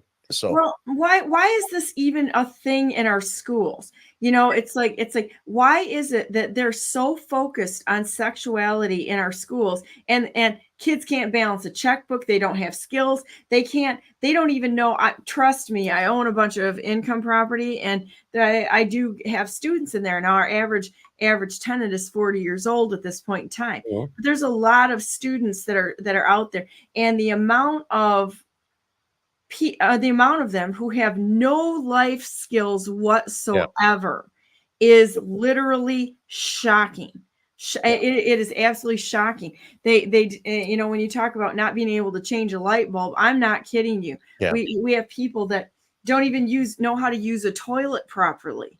Yeah. And they'll like flush toilet paper towels with their dog crap in it and think that that's going to go down. They don't even know the difference between what you can and can't put down a toilet. I mean, something simple is that, let alone cleaning, keeping things clean. And it's kind of shocking, quite honestly. I could write books on this. Yeah, my oldest daughter, her fiance, who I love dearly, love the kid, had to hire someone to come change his flat. It's like, I mean, that's great kid, but it's just, where's all the men that know that it's like my husband's like a man's man, and just crawl under any car or something, figure something out, and I'm always thankful for that. I'm very, very thankful for you that have that skill. Yeah. Yeah. So I guess I know it's a long introduction, but it's so crazy. Again, I was never involved in politics until this, never. And then when I started seeing this and starting to your point, why do they need this in school? I'm like, there's more than just wanting this for the gay kids. This has nothing to do with them. This has with division and separation of our children, the parents, creating lemmings so that these kids don't fight back like we do. Right. That's what the whole purpose is. They took over the colleges. As Charlie Kirk is fighting his way to try to maintain some normality with these radicals running the colleges, which destroyed, like, our generation and stuff, were brainwashed severely. Now, those are the people that are running the corporations, the radical leftists. And it used to be the other way around. I remember hearing my mom telling me how bad the Republicans are, the dirty money from the corporations. Well, flip-flop now. They've all been brainwashed. So, I don't even call them Democrats. I call them it's the parasite class of Marxists that infiltrate every single organization. Anything you believe that is good, they will come in there and try to infiltrate it, take it over, poison it. And the only way to really fix this is decentralization and the strength of the family. We have to go back to that, because parents are going to put up with this. They're not going to put up with this. They're going to protect their children. Yes. One of my biggest concerns is when I first got into this, right? I saw this. I'm like, oh my gosh, I need an army to come stand up to the school boards, right? Yeah. I couldn't get anyone to hold these pictures up. I don't even get, Dad. I walked up and down the bleachers when my kids were freshmen. We didn't really know anyone, because we moved from a different area here. And I'm showing on my phone that picture, and I'm showing the fathers. I wouldn't even go up and show a mom. Then the husband's like, "Oh my God, this is in the schools." I'm like, "Yeah, we need help." Only one or two guys showed up once, and then when I blew these up, nobody wanted to hold the posters. So what did I do? I have another father that lives in a suburb right next to mine, who happened to be a Proud Boy. I said, "Hey, would you be able to get some guys to come hold these posters? Nobody wants to hold them for me, but I want you to come as fathers." And they're fathers, right? They're not racist. They're none of that stuff that they claim that they do on the left. The left, by the way, that supports BLM, Hamas and Antifa, right? So they own the media and they pretty much destroyed their reputations of something they are not, just like they did to us, right? So this guy came with 10 or 12 of them, and they held my posters while I was admonishing the school board, you know? You're doing the dad thing. Yeah, and then Sun Times was there, and and WGN, and then front page of Chicago Sun Times, front full page, and two other full pages. Proud Boys come to disrupt school board meeting. They came as, I told them, I go, listen, I don't want you guys coming as Proud Boys. I don't want you dressed up or anything, because I don't want you to draw away from the attention of the pornography. And they did. And they came respectful. Who was disrespectful? The leftists, right? They're yelling. One of the mothers was an Antifa member. And this came out later. So that's where these pictures were coming out. And they sent them to all these Antifa scumbags from Chicago. And they're putting my picture on there, other fathers' pictures. Other parents got threatening letters in the end of their driveway from them. And what is the left focus on? Proud Boys show, just because an Antifa woman said it. They didn't say anything, right? So they took away the whole thunder of parents standing up, right? And they tried to attack us and anti-gay, and none of it's true. I even held up a book that says The Time I Knew I Was Gay. And I said, all of us on the right and the parents on the right, we support these types of books that help a child cope with their sexuality, right? These are children just like my children. And my children don't have to see, my boy and girl don't need to see pornography. And if they don't see pornography, they won't feel included in the high school. If they don't see pornography, they might commit suicide. That's what the left is telling us. That's what they're telling us about these books here. If they don't see these books, they're not going to feel included. And the suicide rate is so much higher. And that's, they try to blame us for kids committing suicide because we don't want oral sex BJ pictures in our kids' books. It's crazy. It just makes zero sense, just like the rest of the Democratic Party that's in place. And the suicides go up dramatically with the trans, the genital mutilation, because they're not dealing with the problem. Yeah. They're not dealing with it at all. And it's like, that's a no-go back situation. I listened to a video when I was at a conference one time of a gal that had, she was detransitioning back to a woman, and she just sobbed. She said, I just should have waited. She said, I have nothing. She said, I can't have children. I can't, they did both top and bottom surgery on her. And she had scars on her arm of where they took the skin off to try to make a penis out of it. And it was just like, to listen to her talk. And she's like, I wish I could die every single day. She said, and all I had to do was just wait. And they're not putting that stuff out there and saying, and I really think that this goes back to the insanity of these freaking parents. Yep. It's like they want to parade their kids out there to make sure everybody knows how unbelievably progressive and they are. And this and that thing. It's like, you guys are sick bastards is what you are. Yeah, You're sick bastards to use your children to do any type of social awareness or acceptance. Yeah, what's funny is all these radical leftist women, white suburban men and women in the city as well, but they all look the same. Like they walked out of the Salvation Army. They're dumpy, frumpy, nasty looking women, and they all look the same. And it's a bunch of women with a couple of feminine men, they're definitely a little bit out of whack, especially for the types of things that they're trying to normalize within their schools. If the kid is gay or whatever, that's fine, right? So this progressively gets worse, right? So my community, Downers Grove, used to be one of the reddest of the red, the whole Midwest, right? And all this cancer from Chicago moved out, and the cancer spread. Now it's mostly Democrat, right? And then we call it Little San Francisco. So after this, the next thing I encountered was at our library. And they were having children's drag bingo. What? Children's drag bingo in our library. Aurora Devine, a transvestite from Chicago, an Italian transvestite with a beard, tons of makeup, heels, was going to sing Katy Perry songs and play bingo with the children in the library. So we had a big protest. I was, up front calling them out on the different news medias and stuff. And people were upset. There was 3 incidences of which somebody from Idaho said they should be shot or something on social media that was, was investigated. Somebody outside the city left a threatening a young kid that was deemed not valid. And then somebody sent a bullet to the sheriff's office with a bullshit MAGA, Confederate flag. It was obviously a leftist, right? We got these radical leftists that try to they dress up. Look at J6, the Fed surrection. It was the Feds that were dressing up as that. The Planet operatives. Yeah, we'll get there as well. I was there, so I'm saying, yeah. So this person, Aurora Devine, when I found out about it, I Google searched him. So we have Boys Town on the north side of Chicago. It's all a gay town.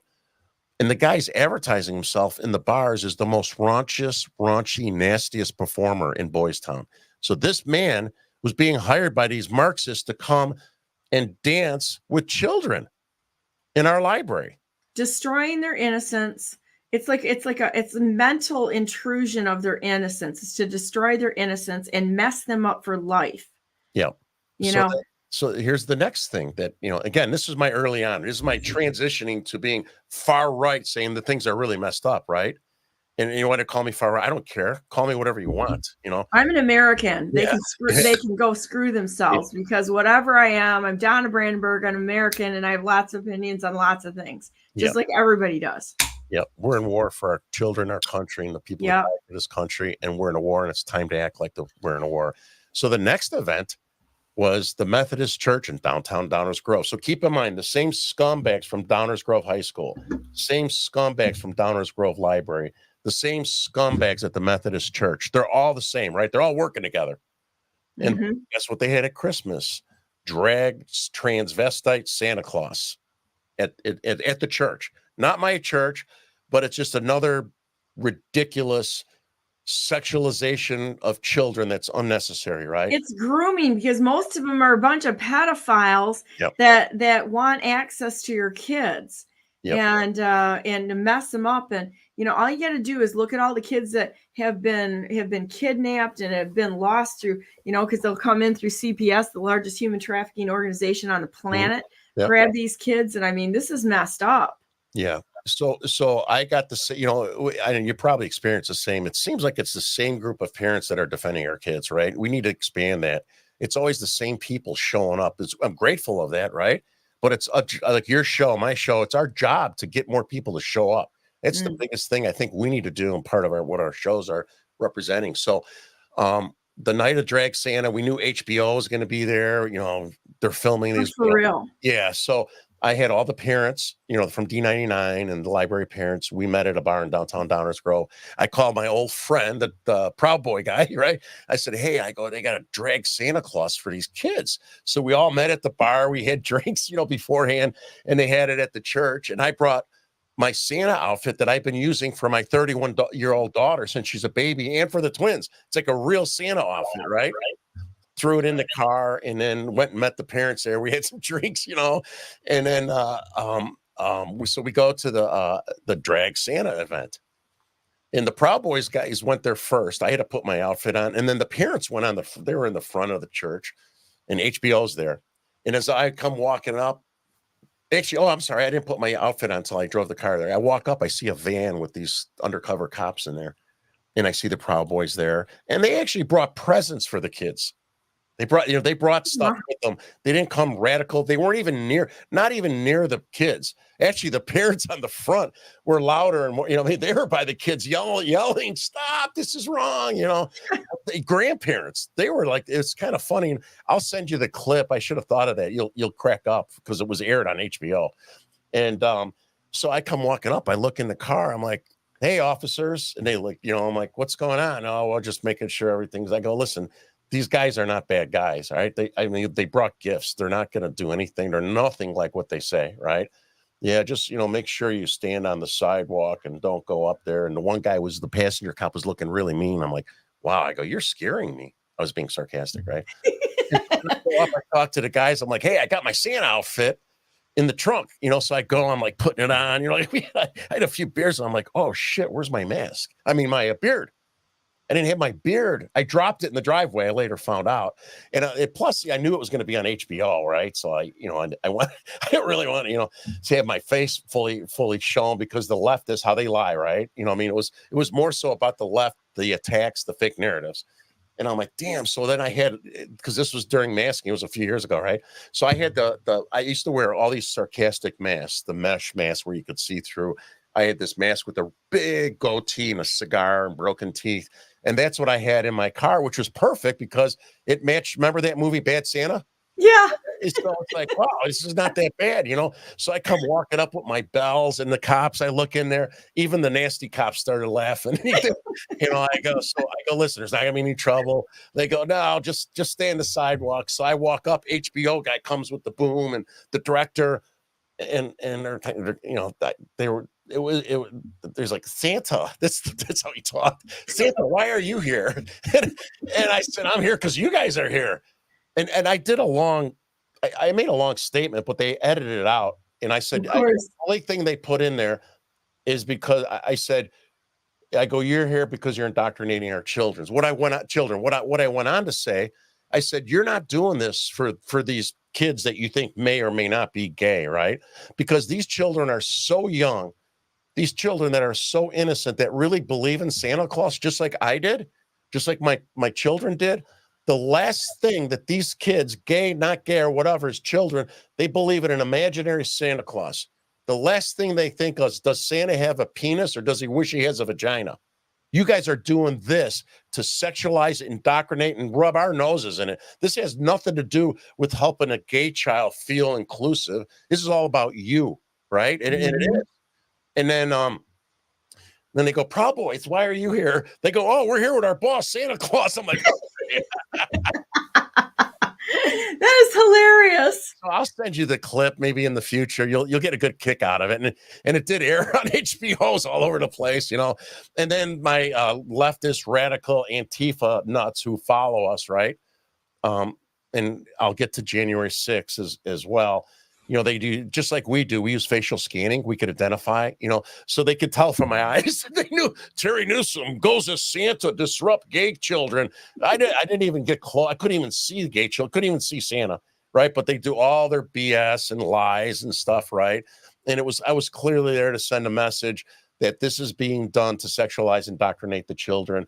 It wasn't there to try to harass or intimidate. Couldn't even see, because it was in the center of the church in the parking lot, right? We didn't go on the property.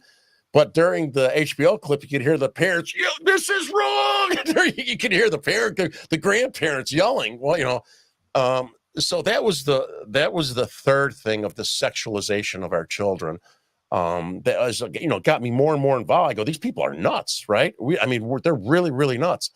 I also attended January 6th with my friend, a retired sheriff, and we went for two things. One, because we saw what happened in November and December. Even though I'm 62 now, we were 60 or whatever back then. My friend's a year older than me. He just retired as like a sheriff and SWAT team guy. And we saw that people, our age or older, or families that were being attacked, harassed, tables thrown over. If you remember, in November and December, do you remember that? Mm-hmm. Or like it's, the Antifa and the BLM. So we went down there to help people, right? January 5th, I was at University of Chicago. I was on IV. I had stage 3 melanoma cancer. I was in the middle of immunotherapy. I shouldn't even have went. My friend begged me. My wife was upset. But as soon as I got off the IV, I met my friend there, and we drove straight through. And so we were there. I got clips. Again, we could do another show. I was behind Ray Epps. I got the same stuff, And then me and Rob, before this all came out, I'm like, that guy is kind of up to something. We saw him whispering. We said, who whispers in the middle of an event like this, right, to somebody else? What Fed does. That would be a Fed. Yeah, it's like, what is he trying to? He's going like this. It's like, what is he whispering that he's trying to keep other people in this very loud, noisy, environment that we were in. And then, so we got videos all the way through, my friends from Antifa found my face, right? And they're putting it all over. Terry Newsome tries to overthrow the government. Oh, you know what? That's exactly the same words that Scotty McMahon used on me when he taped me. Scotty, our boy, you're trying to overthrow the government. I'm like, don't you put those words in my mouth, because that's what they do. They like to put words in our mouths and tell us what we think and what our intention is. Screw you people. Yeah. We so we had pictures of the Buffalo guy, Jason, walking past us. We have a picture of a guy wrapped up head to toe, baseball hat, scarf around his hat, gloves, glasses, his hat pulled down like this, yelling on a megaphone as people were approaching at 1:31. And I'll send that to you as well. Yeah, I want to see it. He's yelling, people take pictures, show everyone, show the world. It's right, you hear it right there in the video. It's like, okay, wait, this is before all the approaching folks that came right from the Washington Monument. He's telling them before they get there by himself. Who goes to an event by themselves like that, carefully wraps your face up? I don't think he was Antifa, right? He just, Antifa has this kind of dingy blade. They just, the guy was definitely an informant or something tied into the feds. And I'm surprised. Antifa is like children who have worked out a lot or such. They're like children that are throwing a temper tantrum. Oh my God, I can't. They got a couple punks here in Chicago that threaten. I show up, and then they get mouthy in front of the cops. Even at my age, I'm like, I tell them I said I could fart and knock 3 of you guys over. They're like little pencil necks, right? I call them pasty white pencil necks that basement dwellers. Yeah. And then their women are like purple haired. They're bigger than the men, and it's kind of funny. And they have this stigma of that they're tough, and they're not tough. They're a bunch of punks. The only time they come out when they think there's more of them and they could do something, or when we confront them with the police in Chicago, many times they go up to the cops, and I got it on tape, right? You got your body camera on, cop, got your body camera. The reason they're doing that is to know that they're safe, right? Because I went to go after one time. 3 cops got in front. I had a mask on. I had a Chewbacca mask on in the wintertime. It was my son's when he was like 8. And it was wintertime. And again, you could see by my eyes. I got the old man eyes because I was like, one of the oldest dads that out there confronting them. And the head guy's like, I know that's you, Terry Newsome. I'm like, screw it. I took my mask off. I went running. 3 cops get in front of me. Dude, it's not worth it, they said. It's like, and they're on megaphones yelling, calling the cops pigs, us Marxists, racist. And I'm just, I just, like in Chicago, they just need to be pummeled. I mean, really, they need to be pummeled, and get what they deserve, because they're punks, they're bullies, they're scumbags, they're creeps, they're nothings. And at the convention, they're lawbreakers. They are lawbreakers, is what they are, and they should be prosecuted instead of these pandering, weak cowards sitting in the seats and letting them continue to run amok. Which is every single one of them's committed treason, in my opinion, because they've let this country fall into lawlessness. Yeah. And this convention is going to be worse than 1968 for many reasons, right? Number one, we don't have Mayor Daley as the mayor, Democrat or not. He beat the shit out of him in 68. Now we have Brandon Johnson and we got Pritzker, right? So Pritzker gave $100 million to this a while ago because he wants it in his backyard because of his presidential aspirations, right? He wants to be the big shot. It's in Milwaukee, right? The RNC, the DNC is in the DNC. Got it. DNC is going to be crazy. I'm telling you, it's going to be worse than 1968. I'm telling you it will. So, because number one, we don't have Mayor Daley as the mayor, right? Remember how those guys brutalized, even though he's a Democrat, they beat the shit out of people. These cops are scared to touch people now. They even tried to get DuPage County, the second biggest county in Illinois. The sheriff was a Republican. I don't like him, but he's a Republican. Who knows? They asked them to provide 300 deputies. And you're like, hell no. I mean, think about it. You want to send first of all, you guys to put them in a risky situation. And then secondly, you're in the city of Chicago, you're in Cook County. They will prosecute you if you try to do your job right? And someone complains racism or whatever, right? So number one, you're going to put them in a losing situation. Number two, if they have to defend themselves, they put themselves at risk and their family at risk of getting put in jail. So they're not getting the support that they're expecting, right? The radical Marxist Antifa scumbags who you see it's called Behind Enemy Lines. So they have a Instagram site and they're coordinating. They're even saying about violence and what they're going to do. I can't believe it's still up. Guess what these Chicago punks have as their Instagram site? What's Behind that? Enemy Lines is the name of it. Oh, for real? Yeah, and then their website is behind enemy lines. When it first popped up, I go, Terry, were you? My friends are like, were you downtown burning a flag? I'm like, what are you talking about?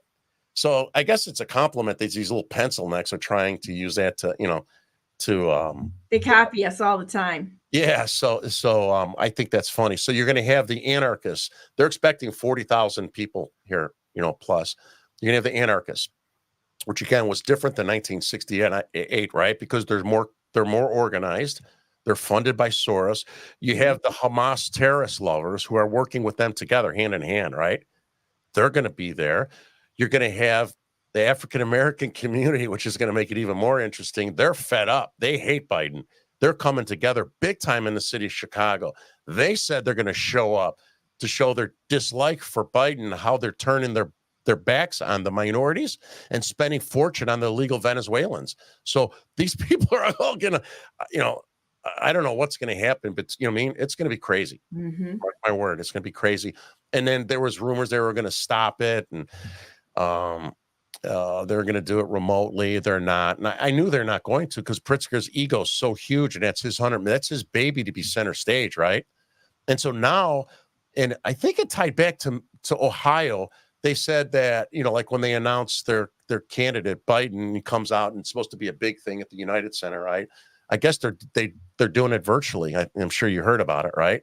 I did not, but that's kind of funny because it's like they probably can't get two people in a cricket in the room to support him because he's such a complete, the traitor in chief that's sitting up there. The real president of the United States is President Donald J. Trump. Yes. And Biden's just a traitor sitting in there, and a usurper. He's a foreign agent because he's been working with all of the countries all over the globe and funding their attack on the United States of America. Yep. Yes. Yeah. He's so during the daytime, the DNC convention is going to host all their events at the McCormick Place. I don't know if you've ever been there, anyone. It's on Lake Michigan.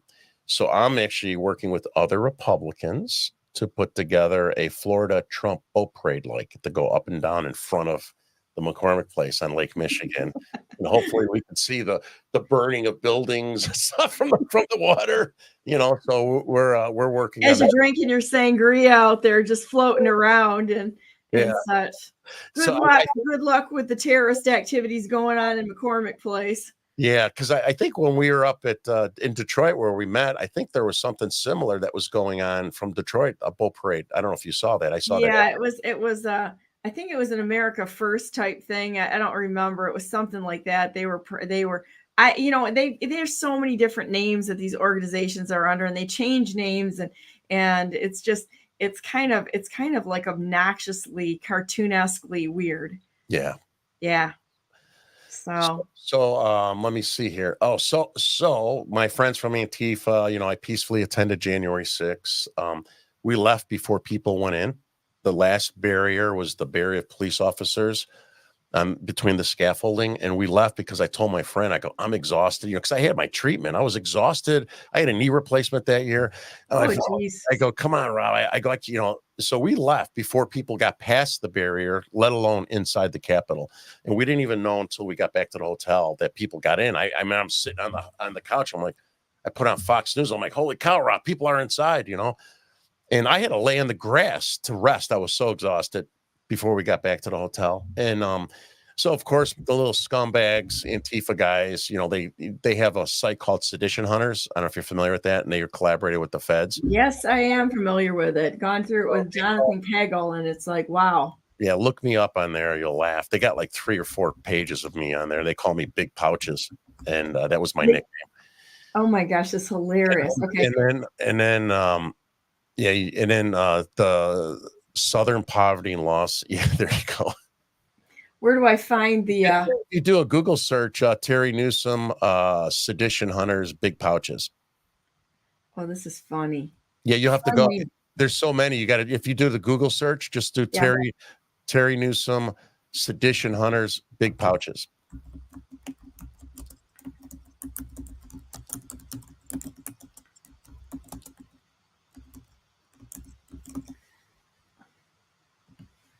I got to do this, guys. I just have to do this. This is hilarious. Oh, yeah. Here we go. For someone that didn't get arrested or going inside, they certainly spent a lot of time on me there, huh? That's funny. We'll do the one next. Oh, go give Terry a follow on his X account. I can't call it X, it's Twitter. Yeah. All right, I'm sorry. There's I'm my that's my police officer buddy. See, he's got a Cook County Sheriff hat on. It's him. So 3 weeks after we were there, he just retired. The FBI showed up at the sheriff's office with pictures of us. That's me. The guy in the far left got 3 years. His flagpole hit somebody in the shoulder. They don't even know who he hit, but it was on video from the sedition hunters. So that kid who was 23 that had 2-year-old twins, the 21-year-old went to prison. That's my friend. He's the cop, the police lives banner. I'm behind him because I'm like the hyper one of the two. I'm so exhausted. I couldn't even keep up with my little buddy because I was so tired. And then there's Epps and that right up front. And this is all the sedition hunters. Any little sliver they found, and they put it up there thinking the FBI was going to arrest me. I didn't do anything. You know, I just had my flagpole out. I took pictures. I didn't even yell. It's me in the little circle there. You know, these little stupid scumbags thinking, you know. You're looking at the guy behind you is totally deranged, the face. That's hilarious. That is hilarious. So your big pouches, huh? Okay, I'm loving this. This is great.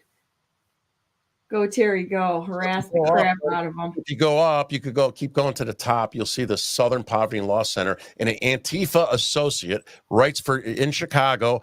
The parents, the Democratic parents from my kid's school, got this scumbag from Oak Park to come after me to write a bogus hit piece. There you go. Click on that. Racist, hate women, I hate everybody. Click on that link. Illinois radical parent activist. This one? Yeah, this is, you know how Southern Poverty and Law Center is. Yeah. They're probably I'm probably on one of their lists too. So see that okay sign. I was with my cop buddy at Mount Prospect. The police had a Police Lives Matter banner, and I was standing next to the Proud Boy group, and I'm like smiling, and then he did the okay sign. I'm 60 years old. I did it laughing, not, you know. This is Fogiato Blow. He's a Christian rapper, so they're trying to make me look bad because I was with him. He don't even swear. Huh. You guys know who Alex Stein is, the comedian that makes fun of the lot? Yes, he's in here with me too. They're trying to use this stupid crap to discredit me. It's kind of funny. That's how much they got to dig.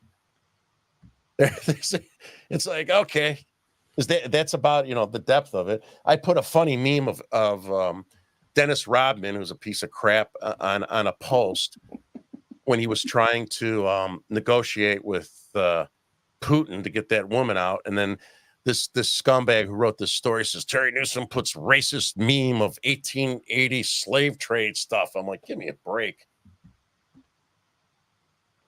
Oh my gosh, this is so funny. I love your ability to no back down and just go after these people. This is hilarious. We have to, right? I mean, not enough people are kind of in their face. So they use that to try to say, I hate you, I hate my mom, I hate women, I hate everybody. It's like they're nuts, you know, and they use that to they thought that was going to scare me off, right? When they came out, all it did was piss me off more and got me more involved. Right. You know, and then so the next thing after that, if you remember, you know, all the radical states, blue states were going after Donald Trump to keep him off the ballot. Yeah. So guess who was the only one in the country that put a petition to keep Joe Biden off the ballot? That would be you, sir. Yeah, so it was me and three other people. And so what did they say? It was Amendment 14, Section 3 for Biden, for Trump about treason, right? They said because of insurrection, which is bullshit. And they used their justification and their evidence was that J6 bullshit committee was their reasoning to justify he's guilty of insurrection, which was a lie. So they had these 6 people from Illinois that were fighting to keep him off the ballot in a petition. Then they had us, me and another guy who was like a paralegal, and I was like kind of the mouthpiece to speak out, you know. And then so when we had to go and present to the Illinois Election Board, it was full. CNN, all these cameras were there. CNN, you know, packed. I was nervous. And they went first with Donald Trump, right? And these radical leftists, oh, he was responsible for the insurrection, the violence, this and that, and, you know. And so the election committee, which only has 2 Republicans, which are not Republicans, they're Marxist scumbags too, right? Infiltrators, usurpers. Yeah, both of them. They decided not to remove him from the ballot. And by the way, when we filed this, we were hoping the Supreme Court would do the right thing. Some from the right, it's like, oh, you're as bad as them. I go, you know what? This is just kind of an FU to them, right? I hope the Supreme Court, it was more like, nobody from our side in the whole America did anything. So it was kind of like, FU. So when they presented against Trump and he's insurrection, and I'm sitting there thinking, oh, I'm like, I want to say, I was there. You're liars. There was no insurrection, and I knew that would have set off a firestorm. So it's a Fedsurrection. They set the whole thing up. Yeah. So the two supposed Republicans both said, well, I'll go along with everybody else. But if this was to go forward, I agree that Donald Trump did start an insurrection. I agree Donald Trump was responsible for all the violence that occurred, everything that day, blah, blah, blah, blah. I'm sitting, you scumbag. It's a Republican, right? So they allowed to keep him on. And so then it was our turn. And, the paralegal guy's more serious. I'm more like myself. And then we had Joe Biden's attorney sitting next to us. And then his attorney goes, oh, this is frivolous. And this is hearsay. And this is, all bullshit. And there's no evidence to prove, because we said Joe Biden was guilty for providing aid and comfort. So in the same paragraph, you got insurrection that was done after the Civil War, and then or providing aid and comfort to the enemy. And I said, unlike what you guys just said about Donald Trump, that it was politically that we're politically motivated, it's false. I go, ours is the opposite. I go, that committee was politically motivated. That committee was partisan. I go, look back. I go, look at what he did to provide comfort and aid to our enemies. The Supreme Court, who's not supposed to be partisan, right? The left, of course, they say they are, but the Supreme Court said that he was allowed to remain in Mexico, right, to save our country. What does he do? He ignores it. He lets all these drug dealers and our enemies, as we see now, right, are coming in, flooding America. What was the next thing that showed he provided comfort and aid to the enemies? He went to the Supreme Court to force the state of Texas to not protect their own sovereign borders, right? That was him. Who does that help? That provides aid and comfort to the enemies, not us.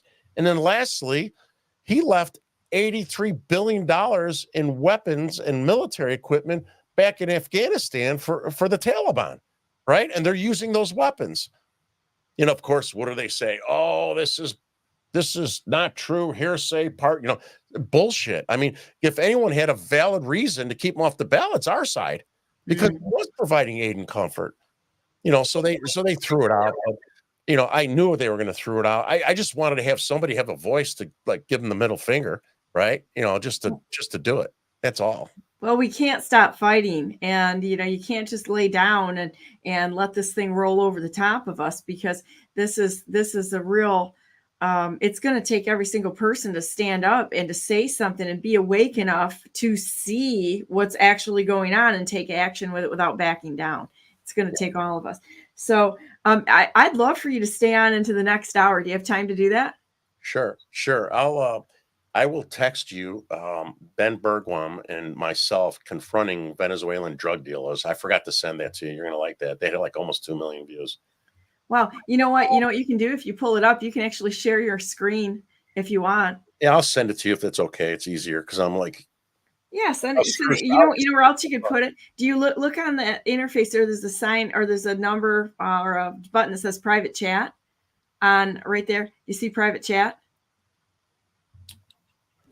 It's where you click on that and put it in there. That makes it easier for me. Otherwise, I gotta go to a million different places because I always have at least 4 screens going at the time. So this is like I'm like this multitasking, dancing around everything like crazy. Sure.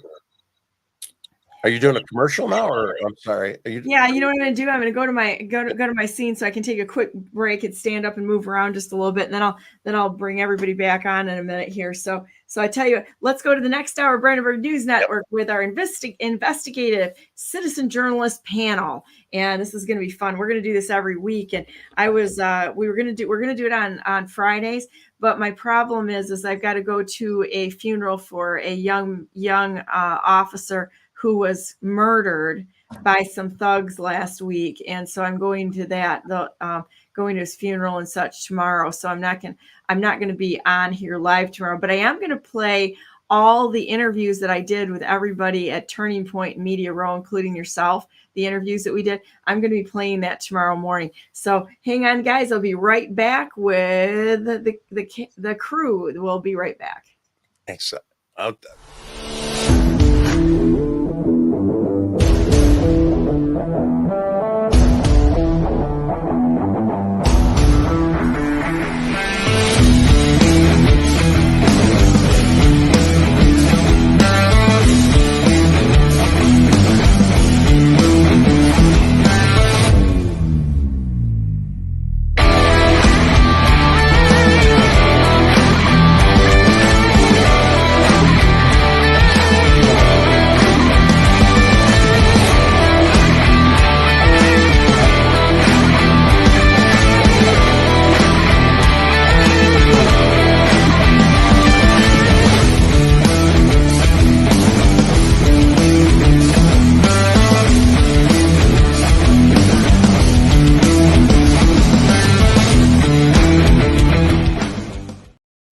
Good morning and welcome to the third hour of Brandenburg News Network. I am Donna Brandenburg, and it is the 27th day of June 2024.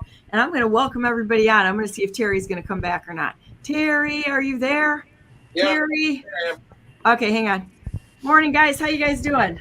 I'm doing good. How are you doing? Awesome. Welcome back again, guys. I am absolutely loving this independent investigative citizen journalist panel right now. And this, I think I had so much fun last week. Tomorrow I'm going to be showing everybody's videos that I did at Turning Point, because I won't be here tomorrow. So, but for now, welcome. What are we talking about, boys and girls? I mean, I got a lot to talk about. I'm extremely aggravated right now. Let's go around the room here. Let's start out with Christina, and then go to Casey, then Hollis, and Dan. Hi guys, my name is Christina Holbrook. My handle is Thought Criminal on most of these platforms. So what I am upset about is, I'm sure you guys are all familiar with TikTok. I am a large TikTok creator. And after SCOTUS's ruling yesterday, where they essentially agreed with the Biden administration that these private companies can police and then determine what misinformation is, a lot of large content creators on TikTok, conservative content creators, our accounts got permanently banned. So I did some investigation and found out that it's a large number of people. And not only are they doing it on TikTok, they are doing it on Facebook and Instagram as well. So it's at this point, our freedom of speech is gone. It doesn't exist. It's a facade. And everyone gives me the argument, well, they're private companies. Well, our government should not have any dealings with private companies influencing what is put out to the people, because then it's only one-sided. And you know how programs happen when things are one-sided. So that's my gripe for today.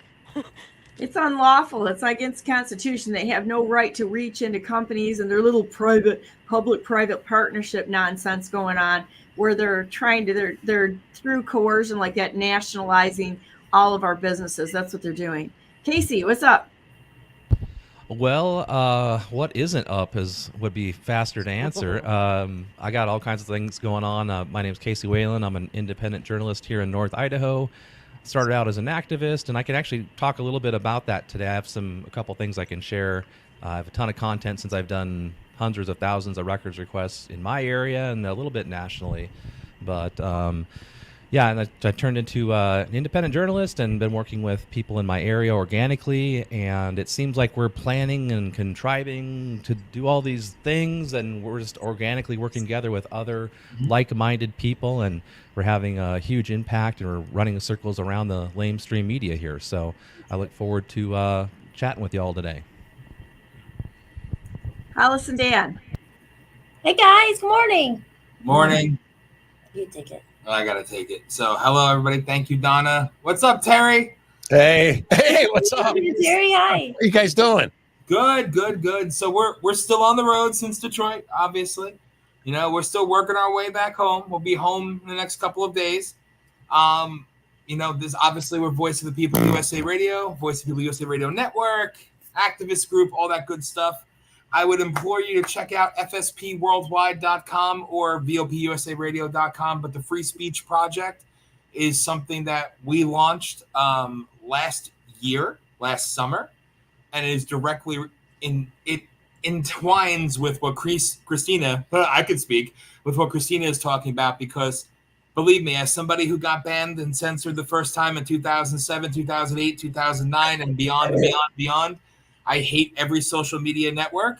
I think they are all evil. They are the antithesis of big government control. And that's why we created our own system within their system to kind of use it and abuse. And we are completely independent, free. So we'll talk about that. There's a whole bunch of things, more events, more activism. I'll let the important one take it away, though. Oh, no, that's okay. But yeah, I talked to you briefly, Christina, today. You told me a little bit about it, but to hear about that, yeah, obviously all of us know we saw this coming a long time ago. We haven't really done that much with the Free Speech Project, but it's there, and it kind of tells our journey together. And again, why Dan had built this, started the Voice of the People radio network 15 years ago, so thank God, because of what's happening. And he saw that coming, and that's why it's so important what Donna's doing, what everyone's doing, because we're creating our own we have to, because they're shutting it down. So at least with Dan, I know that he has special security things he did so they can't take him down. So that, and like we said, we just been on the road. We're getting our interviews together, so when we get back, we could really put them up and start, pushing them and everything we've done. And we have a platform wherever. Christina, I meant to say that to you earlier. More than welcome, come on our show, do a show, and we're here with Donna. We got to help each other, because we're all have our own things, which is great, but we help each other, and that's how we can build something to combat that, something we could do our part, right? So, you know, Hollis, I'm looking at it like this is God doing for me what I couldn't do for myself, because I was complacent at TikTok, and now I see why it's very important to move away from those type of apps. I can't preach free speech and then continue to get down with an app that censors me in so many ways. Yeah. And it's so unfair, because I haven't cracked the code how to get all these followers and stuff. We have loads of content, but I don't know how to do all that. So you have it. I know how much work it takes to get that many followers and people following you. It's a big deal. That's we don't get paid for a lot of that. So that's a lot of time and effort, and that gone, which is infuriating, because they don't realize that's, your livelihood, your reach and everything. I have a friend from Illinois, Shane Beauvais, and he became national news. His father had cancer. Donald Trump, I don't know how they got connected and stuff. He gave $250,000 silently to help his father with his cancer treatment. And then it got out, and he became a big figure, and they're buddies now. Yeah. And he's got 750,000 followers on TikTok. The week that Trump went up on TikTok, he came down. They took him down. And he said, because he's working, he's a prison guard. He hasn't even posted anything. He's all upset. He goes, they just took me down. Didn't even tell me why. Because he's connected with Trump, I guess. I don't know. Yeah. They have, they told me mine was for community guidelines, but I don't have any community guidelines. My friend Nola, who will be here next week, he had an emergency. They took him down, but restored his account and then took off 40 videos having anything to do with Donald Trump. But I apologize, guys, if you guys hear a little noise in the background. I'm going to try to stay muted when I'm not talking. I'm on a job site, so we're gonna work this out together. Well, the first when all the Flynns got nuked off of Twitter way back when, I was nuked off that with them, and I still don't have my original X account back, or Twitter account. And I had a lot of friends on there, and it was kind of an annoyance and a painful thing. And I found a lot of them, but it's once they kick you off, every time they do that, we have to run around trying to find each other again. Yeah. People that have known or worked together for a long time, and it does interrupt our networks of supporters and friends and those we know and we've developed relationships with. Today's Supreme Court decision is not going to help our cause at all. Mm-hmm. The Supreme Court was supporting Biden. Yep. Well, I tell you what, Brandenburg News Network, we kept it up and running when all the other carriers were down there a month or so ago, when the big carriers were down. We were able to keep everything up, and they attack us all the time, but we're pretty good at cybersecurity. So we watch where all the attacks come from and how many they have. And I warned everybody, I said, you might you might be smarter to leave us alone, because y'all are going to be playing whack-a-mole with Donna Brandenburg, because we know how to put 100,000 little Donna Brandenburgs up everywhere.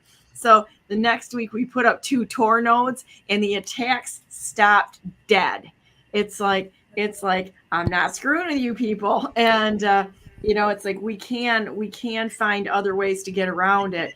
And every time they hit us, it's like we're going to multiply. It's going to be exponential. And so I'm just letting them drive this. If they're going to be dumb enough to hit us, then we're going to be good enough to not have 9 different ways to get out. We'll go to 18 next time. That's what you need to do. I would like to say that, I've been banned from YouTube. I had actually 2 YouTube accounts. They were both, I think they're both banned. The last one was my main one, North Idaho Exposed. And my last video was with, I constantly had a strike. I usually had 2 strikes. And if you get 3, you're done. So I was always teetering on the edge of 2 to 3 strikes, almost getting the 3rd strike. And then the last video I put out was with an interview with Trevor Loudon outside of our local Human Rights Education Institute, and that probably hit a little bit too close to home, and that took care of that YouTube channel. But I had about 20,000 subscribers, and it was never about clicks or getting subscribers. Really, it was just about investing in my local community and helping expose what's going on. And so I think you definitely have to diversify. And, I have 3 platforms. I use Twitter, I use Substack, I use Rumble, and I use them in different ways to promote each other. And so you just have to do that. You just have to, maybe start writing a little bit. You're obviously, Christine, you're a very smart person. And, I don't know if you're doing much writing, but you should definitely do that. When you do a podcast, you can make that, and, put out podcasts, put out audio on Spotify. Just try to diversify. I know it's a lot of work, but if you just I only pick 3 platforms, and that's generally it. And I just try to stay in those lanes and just bulk those up without exhausting myself, using all these other things. I'm a little bit old school, so we're kind of new at this, and it was like the same week that we started getting whacked by YouTube and Facebook at the same time. Like YouTube came back and took down videos from 2 months ago, which I thought was kind of odd, and then Facebook, says we got one more shot and we're down. So so tonight we have a taped interview with Dr. Robert Malone, and we're just going out. It's going out on X, Rumble, and Getter. So I think those are going to be okay. We'll see. Can you guys see me still? Yeah. Okay. Robert Malone, wasn't that the guy of the video I just sent you, Miss Donna, that said we need to talk to that guy?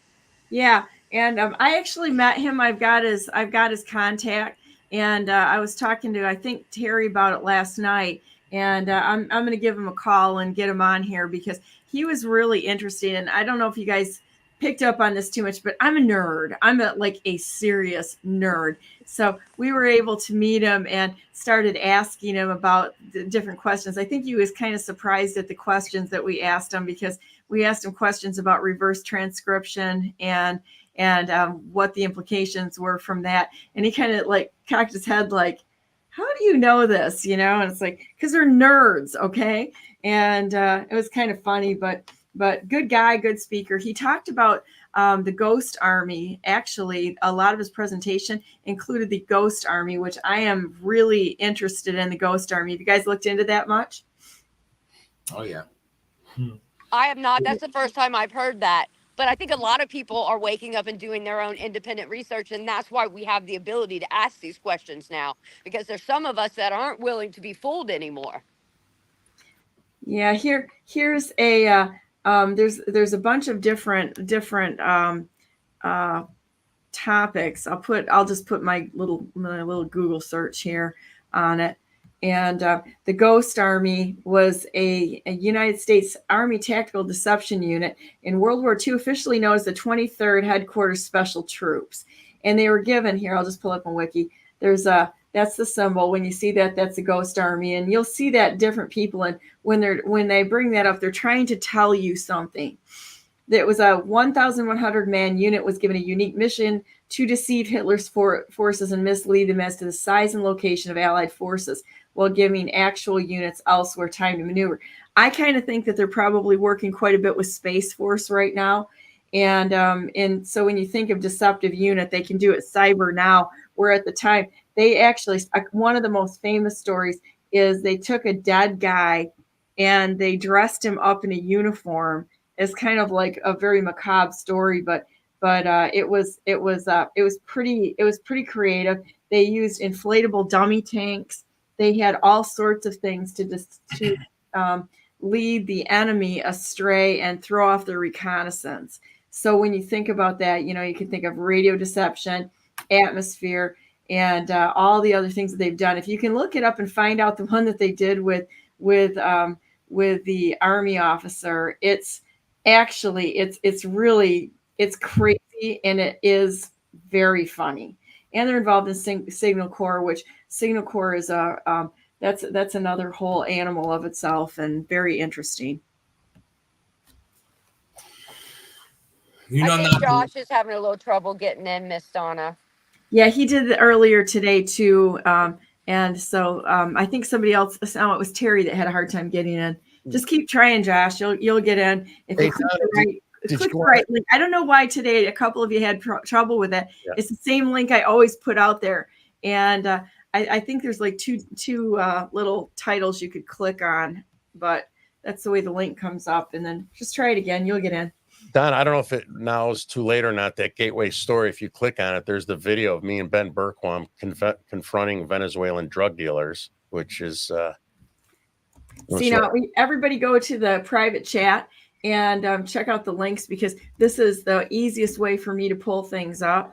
And yeah, I can absolutely click on anything you drop there. I can click on and put in the it's embedded in the story, the video link. That's them giving me and Ben the finger. Too funny. There it is. There's the link. ¿Dónde son? ¿Venezuela? No, en México. ¿En Mexico? Oh. They lied. They're Venezuela. Oh, okay. So, Terry, you were filming the license plate. What happened? Yeah, they told me not to film it. You? None. Well, no problem. No problem. You? What's wrong? Say what? Soy reportero. It's America. It's America. It's a free country, guys. It's a free country. Little gang shit. America. Yeah. So this is interesting. I turned my hand around. I held my hands up. You didn't see that. Kind of like, what does that mean? ¿Habla inglés? No. I've seen this. Mexico or Venezuela? Huh? Okay, Venezuela or Mexico? No? Okay. So they were selling drugs out here, doing drugs out here. This is the America. This is the America the Democrats want. There you go. There you go. Hey, all right. Okay, say it again. Again. That's what they think of you, America. That's what they think of you. F you. That's what they think of you. No?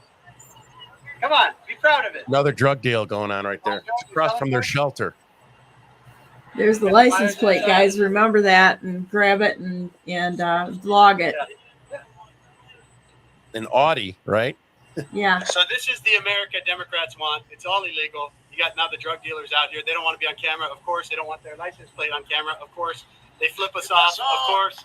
Yeah. It's that's what you're inviting in. You're inviting in the criminal element from third world countries. What do you think is going to happen, guys?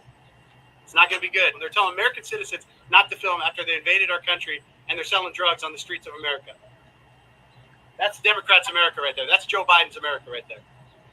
So, Pastor, you're here watching this. These guys over here, what you said they're throwing gang signs up, man, as if they own the country. But just like I'm sitting here, we're not worried about that. Okay, we just gonna do what we got to. Whatever happens, happens. But I'm gonna make sure that you're all right and that we're okay as well. Yeah, that's it. American people got to rise up. Man, we got to get Trump in 2024. This unquestionably, this all the Democratic Party stuff, man. This is what they brought our country to, and we got to stop it. As soon as Trump get in, it needs to be a mass deportation and watch them head for the border. That's it. Yep. This guy, one of the guys in there, he's in there. So they went in there. We're dealing with gang members. We're dealing with thugs from other countries. They don't care. You're coming from a climate, a culture of death. They don't care. But that's what you're doing, and that's why it's so important that we got the American people, everybody, doesn't matter white, black, brown, doesn't matter. We got to come together as American citizens against this. It's the American people now. We have to be one. We gotta watch each other's backs. We gotta promote each other because these illegals have come to replace all of us. The big business, man. Trump 2024. Trump 2024.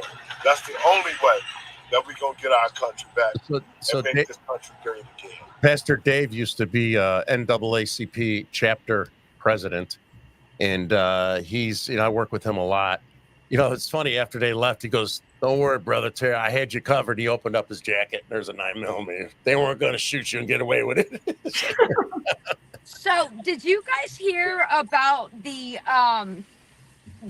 driver that caught the human trafficking operation in a budget truck?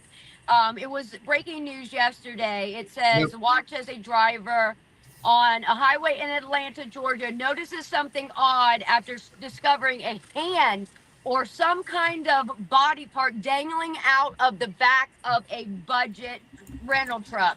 The driver immediately called law enforcement, reported the situation, recorded the entire incident, and they found a bunch of human trafficking victims. So we don't realize how all this stuff is happening right in front of our face, like right in front of your face. And I had seen that video prior. I want, Miss Donna, if you don't mind, I just want to say I appreciate everything you do. I appreciate the Brandenburg News Network for allowing us to have a voice, because a lot of people don't have the networking right now to have a voice. So I think what you're doing is great, especially with the citizens, panelists. It's just all great. But I want you guys to meet this female that I know. Her name is Melissa. Josh knows her really well. You may know her, Miss Donna. But she actually is working with some Venezuelan children that they were stranded. I believe it was in Texas or Arizona, I believe Texas, and they were meant to go up to Michigan, and she was going to get them a ride up there. Once it all shook out, they was going to some Islamic school that the kids were just disappearing from. So she's actually created a relationship with this family who is now in Georgia, and they are telling us all kinds of stuff. Can we get her on? We can get her on whenever you want. She's anytime as well. She's amazing. What? She's an Orthodox Christian. She's amazing. Yeah, I'd love. I think this is it right here. Let me put this up. See if this is. If you can drop it. If you can drop the links in the private chat, that'd be great. Is that what we're talking about here? Yeah.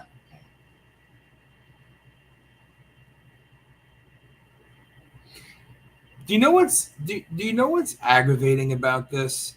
And again, it's so nice to see people talking about it, but as somebody who started his activism right out of the army and started it because of illegal immigration and what they were doing in Hazleton, Pennsylvania, I went down to the border approximately 19 times and took videos of the rape trees, the smuggling caravans, the various things that were happening in 2008, 2009, 2010, 2011.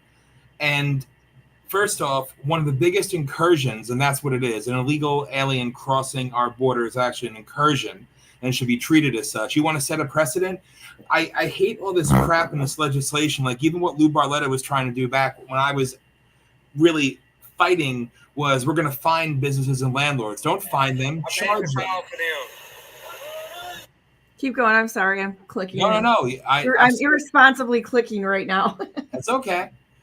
People want to charge businesses and fine businesses and fine landlords for renting and hiring. No, charge them with aiding and abetting federal fugitives from the law and charge them with an act of treason for knowingly subverting American law. Treat it as an incursion because any illegal crossing of our border is considered by military law, by our law, an incursion, an act of war on this country.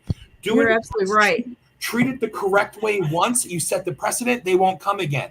The biggest amount of illegal immigration came in this country under the piece of shit, George W. Bush, who I used to support, who then I learned was just nothing more than a globalist piece of trash scumbag, he actually let the most in. And we were talking about 15 to 20 million illegal aliens in 2007, while the media was reporting 7 million illegal aliens. So imagine what the real numbers are. The real numbers today are somewhere upwards of 60 to 70 to 80 million illegals in this country, with maybe about a quarter of them actually being from South America. But I digress. But in 2008, I had my friend Carmen Mercer. I'll get her on if you want to. Yeah, I think that'd be great. She's a Puerto Rican from New Jersey. We went next to the police substation in Hazleton, Pennsylvania, at a pawn shop. And she went in with a camera. We were doing Veritas stuff before we even knew what Veritas was. Project. And she went in and she literally spoke Spanish, and she purchased a social security card, a birth certificate, food stamp card, everything in Pennsylvania, right next to the police substation, right there. We had it all within 45 minutes. We have the video. And we did that collectively in 11 other states, and that was in 2008. So everybody's outrage now is great, but it has been going on for decades and decades, and is aided and abetted by politicians on both sides. They fund it. They make money off of it. They traffic humans. They harvest organs. The things that they do are disgusting. And that's why I guess I'm the old angry man, I guess. But it pisses me off because all these years wasted by our fakes in the Tea Party and all these worthless people pushing for all this wonderful bullshit got us nowhere, while our country was being desecrated from within. We were allowing it to rot and die, and these elected officials were doing it, and they were killing us. While everybody turns a blind eye, taxed enough already, and look what's happening. They're replacing your towns. They're bringing in their Agenda 21, Agenda 2030, Great Reset stuff. Blight enforcement officers saying your property is blight. We're taking it from you. Where's my rights? You don't have rights. We get rid of cops. We bring in Agenda 21, Agenda 2030 agents. These things have happened all around us, and nobody paid attention. So that's why I love you all, because you're actually active. But it's sick. It's high time to not just call it out. It's time to get goddamn near freaking not militant, but be bold and be blunt and say and call it out for what it is. Call it out for the fact that Glenn Becks of the world helped aid and abet this shit. You know, the Ted Cruz's helped aid and abet it, okay? On both sides of the aisle. No side is innocent. Yes, Trump did do more than any president in the history of our country, and I thank God. And let's call it what it actually is. When he comes back in, if he reinstitutes Project Wetback, which has nothing to do as a racial slander, it's what President Eisenhower called it in the 50s when he did it, I will thank God every second of every day. But that's one part of the problem. That's why he knew that and targeted MS-13 and targeted the traffickers and the smugglers. But there's so much. People don't even know about what's going on. Truly, it is so bad. It is so entrenched, and both parties make assloads of money off of it. And I'm gonna sound the alarm on this though too. I'm sorry to interrupt you, but I'm gonna sound the alarm on these grassroots groups too, because when I got into running for governor, I'm going to tell you what I saw in the grassroots group, it was really, really alarming. You can see them. They move from one to the next to the next. Trash. There's a lot of them out there that are filled with political operatives, just like everything else out there. They're meant as a distraction, and they put these ridiculous petitions out there, and the politicians are laughing at them anymore. Yes. I mean, we had 12 petitions being circulated at the same corner, and they were going to people to get them to sign the petitions. The only ones that really counted was to get really good people in office at that time, because they were just wasting people's time and disenfranchising. I'm gonna play this a minute. I made the call for them.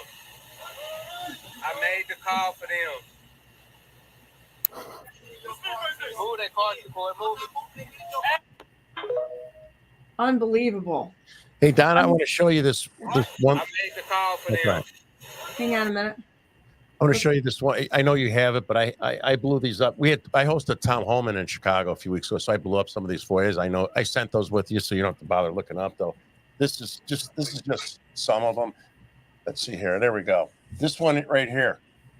And above it was cut out. It says the Vortex phone. The Vortex phone is the old Obama phone, so they're giving them to the Venezuelans. And this is the police officer.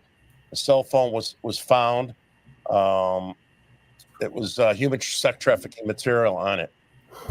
And this is at the Pilsen Center, the one that me and Ben were at, right across the street from where we were confronting those drug dealers. It's in the woman's rest area. It's probably got a phony name and stuff, right? A handwritten note, how they found the phone. Locate the owner. Let's see, a sale of sexual acts for money. And they included times, locations, descriptions of sexual acts provided using condoms, prices. They talk about using the WhatsApp, and they talked about the website that it was at as well. And then there was another phone using the Vortex phone where they were grooming inside the facility an 11-year-old girl to become a prostitute for them. So this is going on with our tax-funded phones, right, within the shelters, and they're doing it right under our nose, and the city knows about it. So I have to go do It's my incredible. Here, look at this. Is one of the that's one of the ones that you sent me. Yeah. Is It's that the so correct one? redacted. Yeah, it's the domestic battery. So I have hundreds of them, right? Including, because we ran out of time, Catholic Charities, their involvement. That's the girl. That girl I was just talking about. That's where the Venezuelans was coming from. She has a whole thing on Catholic Charity Societies and how they're kicking people out, and how you have taxis and people that just show up and take these people off the side of the road or behind the Catholic charities. Yeah, Sorry, I didn't mean to Donna, interrupt. Donna, I have to jump off, but Donna, you have some of the FOIAs from just a little sliver of them, right? Because I could overwhelm you with so much information. We could always do this later. Well, let's do it again next week. And so, I mean, we can do this again next week and dig through them. I mean, I've got slots open next week, time slots. So, like, if you guys want to come back, and we'll talk about another day, and we'll just keep doing this, because I love the fact that you guys bring so much to the table, and it's amazing. And this is really, really what I see with a lot of influencers out there is they're trying to build an audience instead of get to the truth. And what I see in all of you guys is you just want the truth, and we're willing to work together, and nobody's trying to, you know what I mean? I don't know how to say it, but it's not self-serving. Nobody's trying to say, I'm in charge of this movement. When I ran into for all those years, so many people taking so much money from people saying, well, we know how best to represent and go out there and do things. We just need to take people's money, and they did shit with it. While some of us were out there in the fields, actually holding these events on the border, getting threatened face-to-face by MS-13, fighting with these people, doing the work because we care, try to expose evil. So that's that's your point, and it's perfect. We're in this for the right reasons versus in it trying to get rich. Yeah. There's so many people with their little paid speakers and, all their little hoity-toity limos and their freaking parties and their bullshit like that. This is about, granted, we make connections, we make family, we make new family, we make real patriots, real people out there, and we make connections that matter. But these connections lead to something more, leads to people fighting back, standing up for the right reasons, versus this network of elitist trash that just psyops everybody, saying that they're all about them. Give us your money. We need your money. We need your money. Well, they're already rich. And let's face it, 95% of them weren't a damn thing before Donald Trump came in. They rode his coattails. They weren't shit. Oh, we were woken up by him. No, they weren't. They just saw something. They latched on like a goddamn leech, and they suck it dry, and they suck people's money dry and act like they're your friend and they have your best interest. They don't give a damn about you or I. They only give a damn about how much money they make. And then when it's convenient, we're victims. We're victims. We're victims. You know what? We're not victims. We're fighters. Shit happens to us. We get pissed off. We have redundancies. We have backup plans. We keep fighting. We go harder. Whereas them, well, something happened to me. Let me go cry on social media and take more money from people. It's time to expose it all, and I don't give a damn. That's why I'm so hated, because I was the one who didn't take the money, didn't sell out. I was offered $1 million at 24 years old. $1 million a year. And I didn't take the money, and they hate me because I say things that are way too close to over the target or beyond over the target. They don't like that. And then you go into the fact that I have clearances, God forbid, right? You have to be brave and be bold, because if you're willing to die for what you believe and the fight that's just, then you're dying for something that's worth dying for. And as somebody who did take that oath and served, and honestly, I would be proud to die for my country, but I wasn't there for my country. I was there at the self-serving interest of the global elite.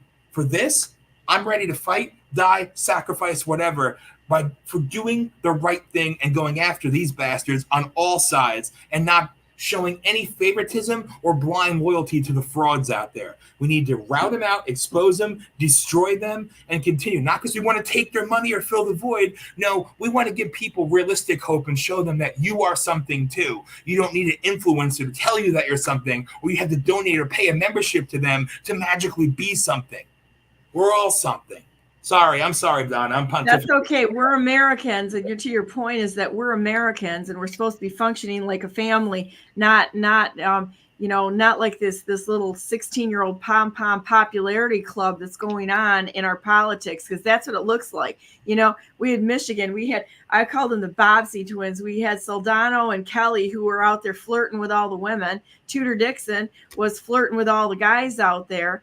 And, I heard a lot of reports from guys that were like, I don't even want to be around her because, she's hanging on me all the time when we're at these events. And it's like, why are we even considering these people for a political office if they don't even know how to conduct themselves in a professional manner?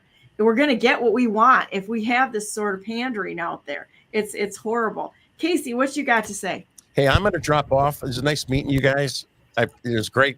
Thank you for being on the show, and look forward to connecting in the future. Talk to you soon, Terry. Yeah, you too. See you guys. Nice Take to care. meet you, Terry. Bye-bye. Bye. I'm just enjoying the conversation. Honestly, I don't have a lot to add. I'm just enjoying this. I don't really follow we suspect there's some trafficking going on where I'm at, but we're still trying to ferret that out a bit. So we're working with the local sheriff, and we're kind of investigating things as we. There's been some incidents more recently of migrants here, and so it's getting more heated, and people are definitely paying more attention. The community is, and so. But there's nothing really super definitive. We suspect things and heard things, but it's obviously it's going on in some capacity. I think it's going on in a lot of like the middle class type neighborhoods and such, where people I think that's actually the majority of them, because people won't question things in those areas. And I was working with a private investigator for a little bit, and we were looking at different sites and different things like that. And how there was one place down in Tennessee, and it opened up to a river, but on the backside they had literally built a semi capacity basement where they could drive in a semi, and then they were unloading kids from the river to go into this little nothing house. The basement was 3 times the size of the house, but the house looked like a 3-bedroom ranch. It was inconspicuous. And what they were doing is backing the trucks in underneath this house and taking kids out that way. And it was really, really crazy. But the really good thing is to know that there's enough eyes on this stuff to see what's happening. When I was up at Camp Grayling a few weeks ago, I'm going to tell you what I saw. The DNR, DK security and such, I got some big questions, as there was no military on that base. Everything was the DNR, and the security on that camp, it was all state, right? DK security was actually providing the gate security for both the camp as well as the airfield. And I'm like, what the living hell is going on here with this? So I started looking it up. Look into their funding. Well, it wasn't even that. I started looking into it. DK Security, the head guy has got some sort of an Indian type name. It's based about 6 miles away from where I live, but they had 30 some odd satellite offices across the United States. So I started doing aerials on them to see where the heck they were. And it was shocking. You have a security company that's out in the middle of, I'm telling you, BFE, I mean, nowhere, right? On like dirt roads on 2 tracks that back up to rivers and canyons and such. What in the living hell is a security company doing out in the middle of nowhere, a satellite office? And the crazy thing is, they do security for Camp Grayling, Van Andel Arena, which ties right back to the oligarchs in Michigan, such as Amway, DeVos's, and Van Andels. Yep. And I'm going to tell you what, I'm going to wager a guess here and let you know that I think Michigan is the head of the snake of a lot of it, because the funding is from here. Because, they start, hey, Josh, how you doing? See if you can hear us. Hi.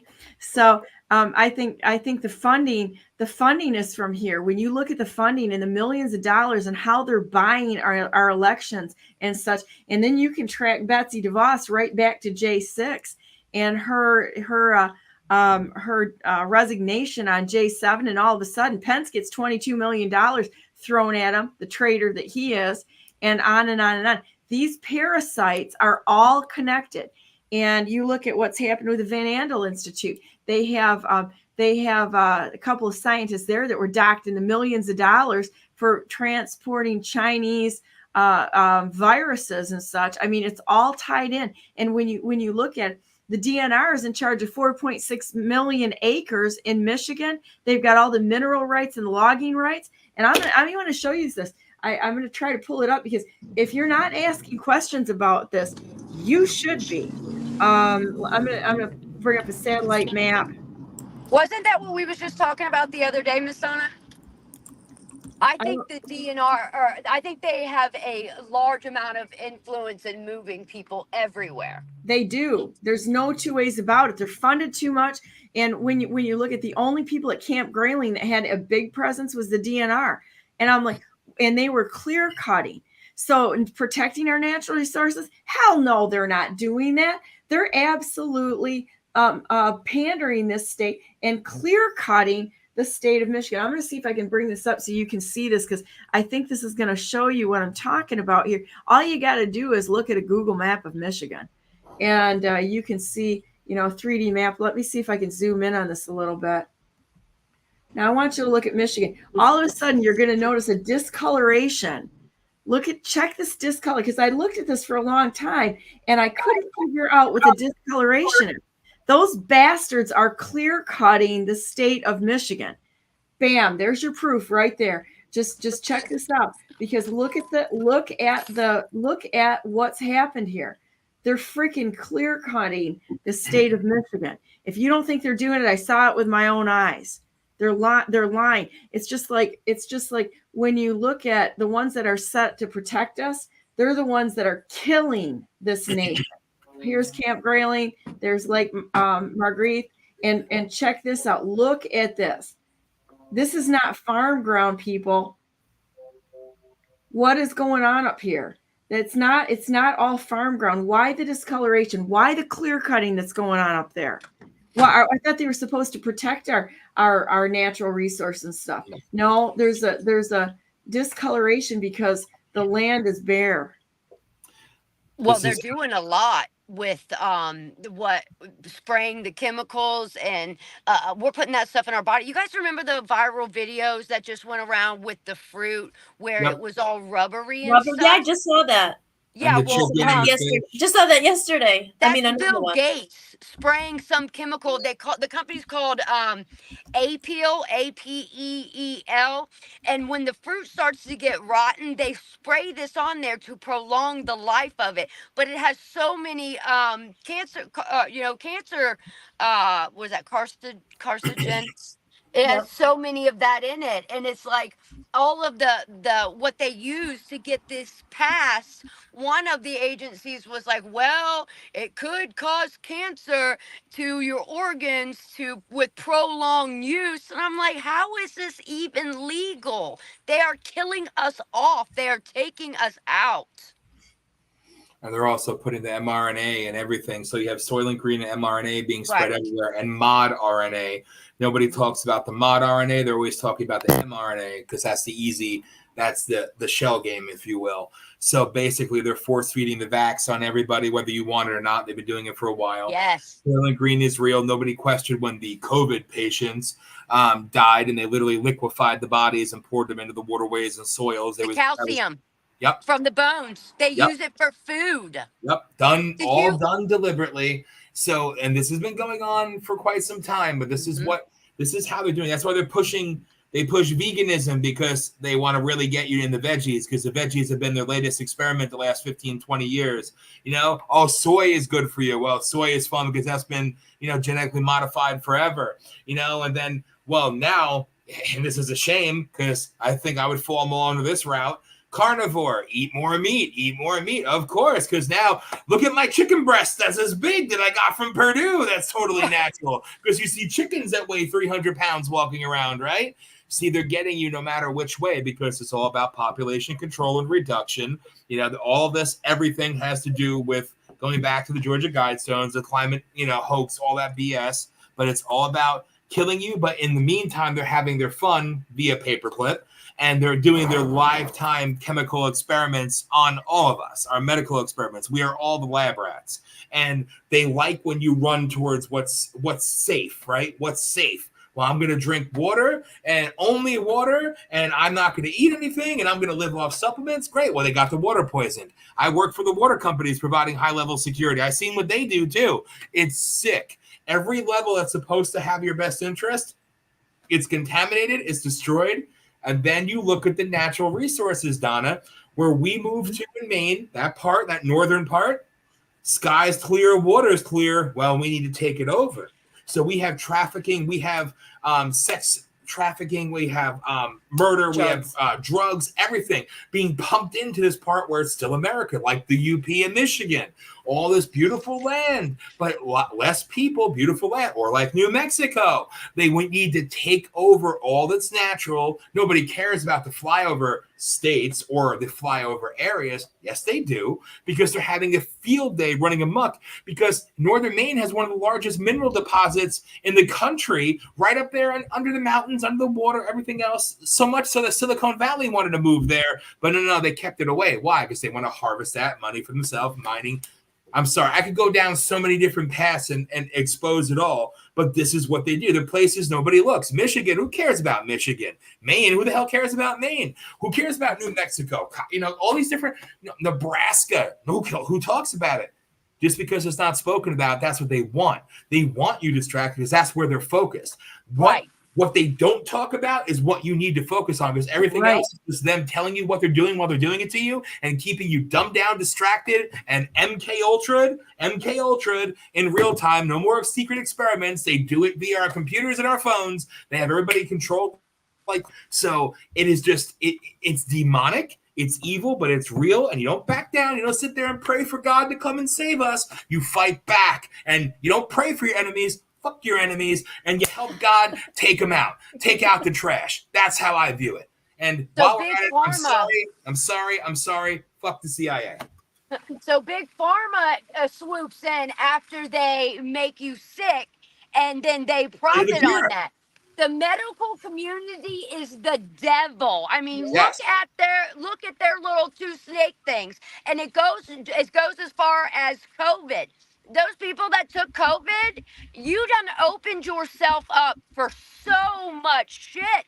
So I'm going to create something because it's only 3 ingredients to get that spike protein out of your body. So I'm thinking about creating some kind of, because I already make like the CMOS gel and that sort of thing, because we've got to get these spike proteins out of people's bodies. They're talking about, putting the nano, chips in. Man, this shit is crazy. This is shit back in the day you thought, wow, that's never gonna be a thing. This can't possibly be happening. And now everything they said that we were stupid for even considering, those things are true now. I mean, they're all true. DARPA. Yeah. We could go all day with DARPA. And then you have those people that sit there and they celebrate like, oh, look, Netflix is putting out documentaries like The Social Dilemma. They're putting out documentaries now on what's going on in Hollywood. And they're seeing the light. No, they're not. They're throwing you the bone. So you sit there and you sink in, and they'll give you little grains of truth. That's the tip of the iceberg about what they're doing.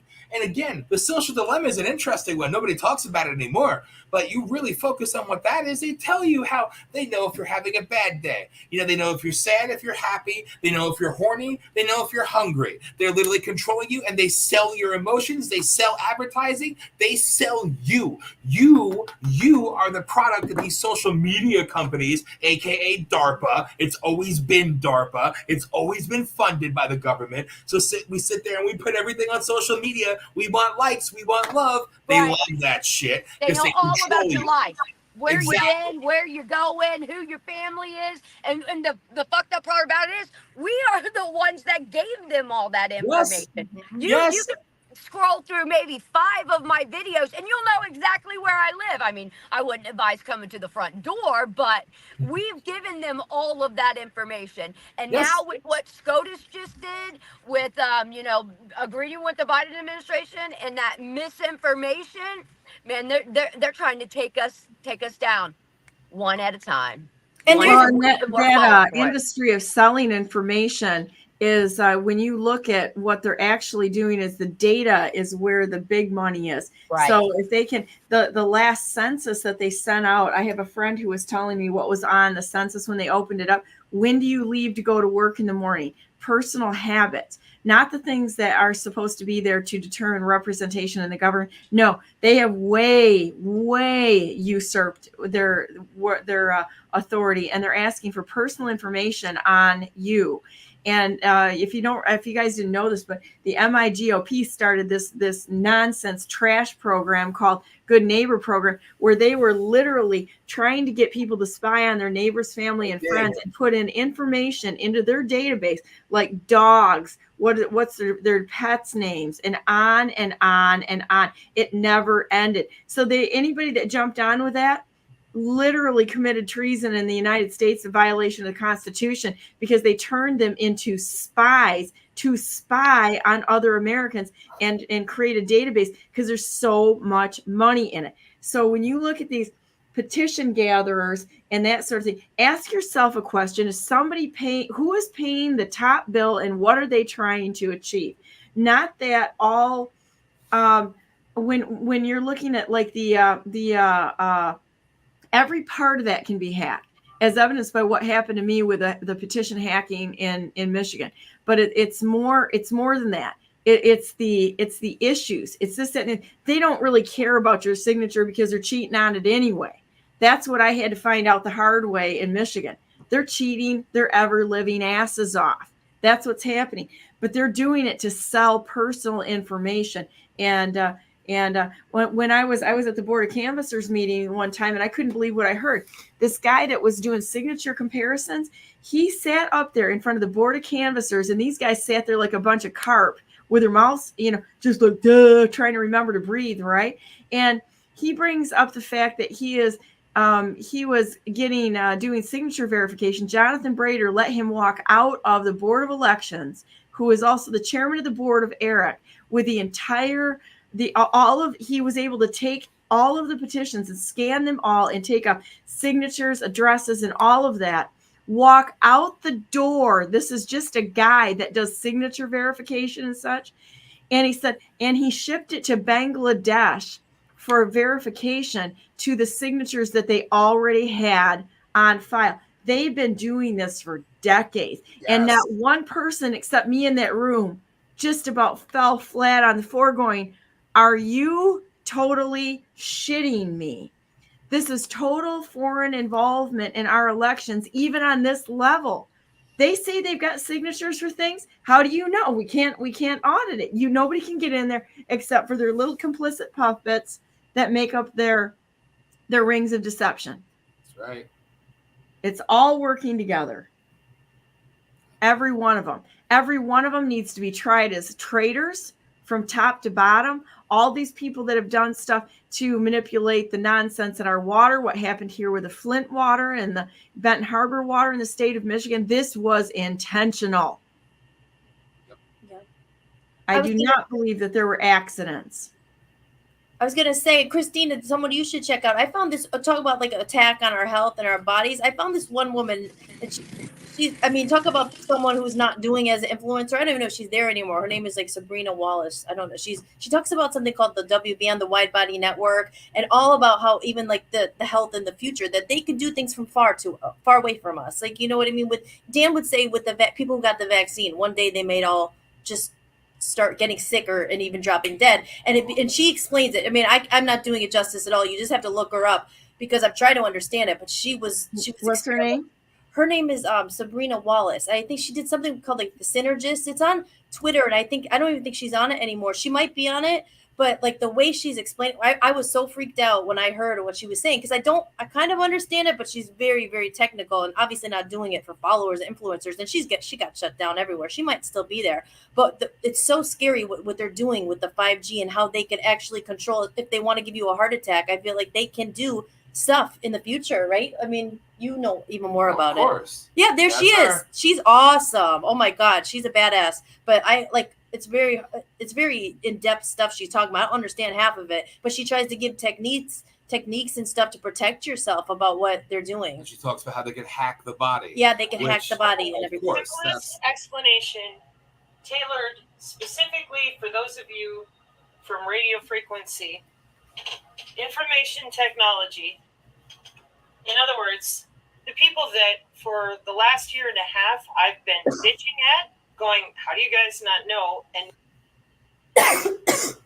Okay, so that's who she is. Yeah, that's her. And she gets really into the science of it. I mean, she was, I don't know, chemistry. She was in the military. She was an intelligence analyst, white hat, who basically broke free, and she works with Tory a lot, notoriously, Millie Weaver, people like that. But yeah, she gets into some deep stuff, but it's all very accurate, and it's all important to know because we are all hackable. They could, you know, the body part. She keeps talking about the body part that they can hack into. Okay, sorry.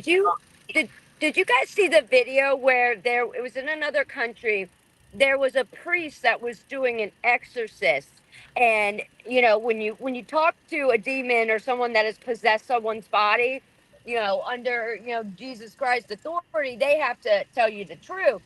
Well, they was talking about the COVID virus. And, guys, we got a Black Hawk right over my house right now. And that once you take that vaccination, you open up your soul. I'll find the video. It was scrubbed from the internet, but I found it like 2 days ago. I literally have a Black Hawk flying over my house right now. Oh my gosh. Yeah, I pulled it up on because I can always hear them. So there's 2 videos like that. Maybe Miss Anna may be able to find them, but and the devil was telling them like what the plan was, and that big pharma was doing the devil's work, and that the doctors were doing the devil's work, and that most doctors know and they're complacent. So I mean, I think that this is so big we can't even fathom. It literally is a spiritual war. This is why the Bible talks it about. Really is. That helicopter came from Camp Grayling. When I seen that. That helicopter literally came from Camp Grayling. I can't hear Donna. Let's see. Check this out. I'm gonna put it in front. Oh. Over the target, Donna. Yeah, I guess so. I'm over something. Yep, they're watching. Yeah. Hey guys. Yep. So can anybody else not hear her? I think they're buddies. That's what I'm gonna say. You can hear her. I'm gonna go out and come back in. Yeah. Yeah. Can you guys? I don't know why I can't hear her, but at any rate, yeah, it's crazy.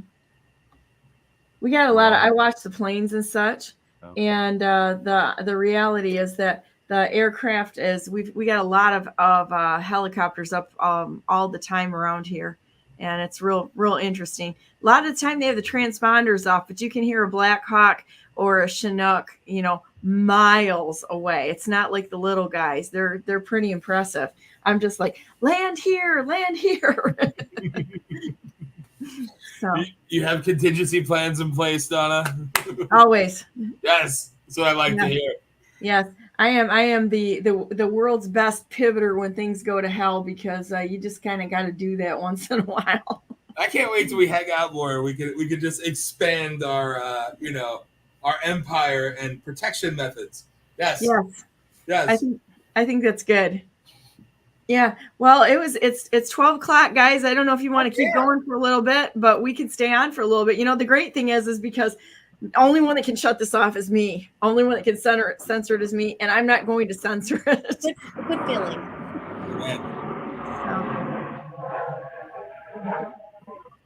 Okay, and now Josh has got plane overhead. Josh, you're coming for you. Oh, so you can hear me? Yeah. Okay. Well, that's what I was going to say about, the Bible talks about keeping the body pure. Naturally, we are a conduit because we're electric. We're a battery. That's why dowsing works and things of that nature. And a good friend of mine who was murdered, actually saving his wife's kid from a pedophile ring in Florida during the lockdowns. He had 14 quantum patents. He won IQ of the Year award through the DoD and the DOE. I mean, the guy was amazing. Retired NASA, worked for the secret space program, and he was telling me that 5G, 6G, whatever it may be, none of that stuff actually affects us. Our body takes in all kinds of gammas and rays and all kinds of things all the time, right? We're part of the whole system. But through the food, through the water, through the products we put on our body, through the pharmaceuticals, through the alcohol, through all these things, we're polluting our body. In fact, that's the only reason we get sunburned is all those toxins coming out of our pores, and the sun is burning it, just like putting oil, Crisco on your skin and going out in the sun. So skin cancer, all those things, it's all from the things that are coming out of our pores. So that's part of why the mRNA is what it is, because they had to put those antennas, that metal inside of us to be able to affect us, especially those that might actually be healthy. So all of our goals should absolutely be to detox, and it would probably take us anywhere from 5 to 10 years to detox all those heavy metals and free radicals and chemicals and things out of our body. You were talking about the water. John F. Kennedy had passed the Clean Water Act, and Nixon did something to like shut it off, but ultimately it was never allowed to be shut off. It was totally unconstitutional what he did, and I think he was forced to do that, right, through all the things that were going on at that time. But every candidate, every elected official, every government employee is supposed to respect the Clean Water Act. And at this point, you hear everybody talking about fluoride. Fluoride tends to be one of those first things like the Freemasons and the Illuminati and things that go down the rabbit hole in. But if you look at every municipality's list of everything that's in the water, fluoride is like anywhere from 8th to 15th down the list. You have thallium, you have all kinds of other toxins and chemicals that none of us should ever come in contact with that's in our formaldehyde. Water. Formaldehyde, a whole buttload of them. And when you get into the research of those chemicals, I mean, like I said, we should never even be in contact with them. So they're doing everything to keep our bodies polluted so that those things can affect us that way. So we absolutely have to take control of our food system, our water, and we have all the technology and all the abilities to be able to do all these things right. This is where it comes into those of us that are running for office, that are running for governor, the sheriffs, and the things that they can literally do to arrest people because they're causing harm to us. And so we definitely have to unite and put a stop to all those things and purify our temple. One tip Dan told me, because he used to work in a water, if you are going to get some water, because you don't know what to get, right? Everything's, he said Poland Springs is better than a lot and Deer Park. Just a tip for your listeners. Dasani, Aquafina, Walmart water, oddly enough, is actually one of the good ones too. Anything made by Coke and Pepsi, I mean, we're talking treacherous. And yes, I signed NDAs. I don't give a shit. I will violate them all day. They made me sign it. I didn't know what I was signing. The things that I've seen and what they do, there's the 8 levels of water filtration, and they pull it out at level 2 and say, call it natural spring water. It is disgusting. It is horrific. Just watch your water. Poland Spring, Deer Park, Walmart water. What else? There's Fiji. Fiji. Okay? These are the bigger so names. Many that are actually companies. They're the better ones. So, but like, I remember at the expo they were selling a water. I didn't see what it was, but Freedom a water filtration systems and stuff. I mean, they're expensive, but like what Josh is saying, like that's the problem. Like now I'm talking about what you brought up is like the safest out of the names, but realistically, they've already doused the water so hardcore. Most of the water that people drink has no value whatsoever. You're just it's gonna go right through your liver. You're gonna pee it right out. So I always have trace minerals, liquid trace minerals that I add to my water. Yep. And then you have all the high pH waters. And if you were actually to drink those high pH waters fresh, it's totally poisonous for the body. And what they're doing with the bottled water that they do sell is anywhere from 9 to 13 pH. In reality, the water does not stay at that pH as it sits in those bottles. And most of the bottles you find in your stores have probably been sitting in a warehouse somewhere for 6 months, a year, if not longer.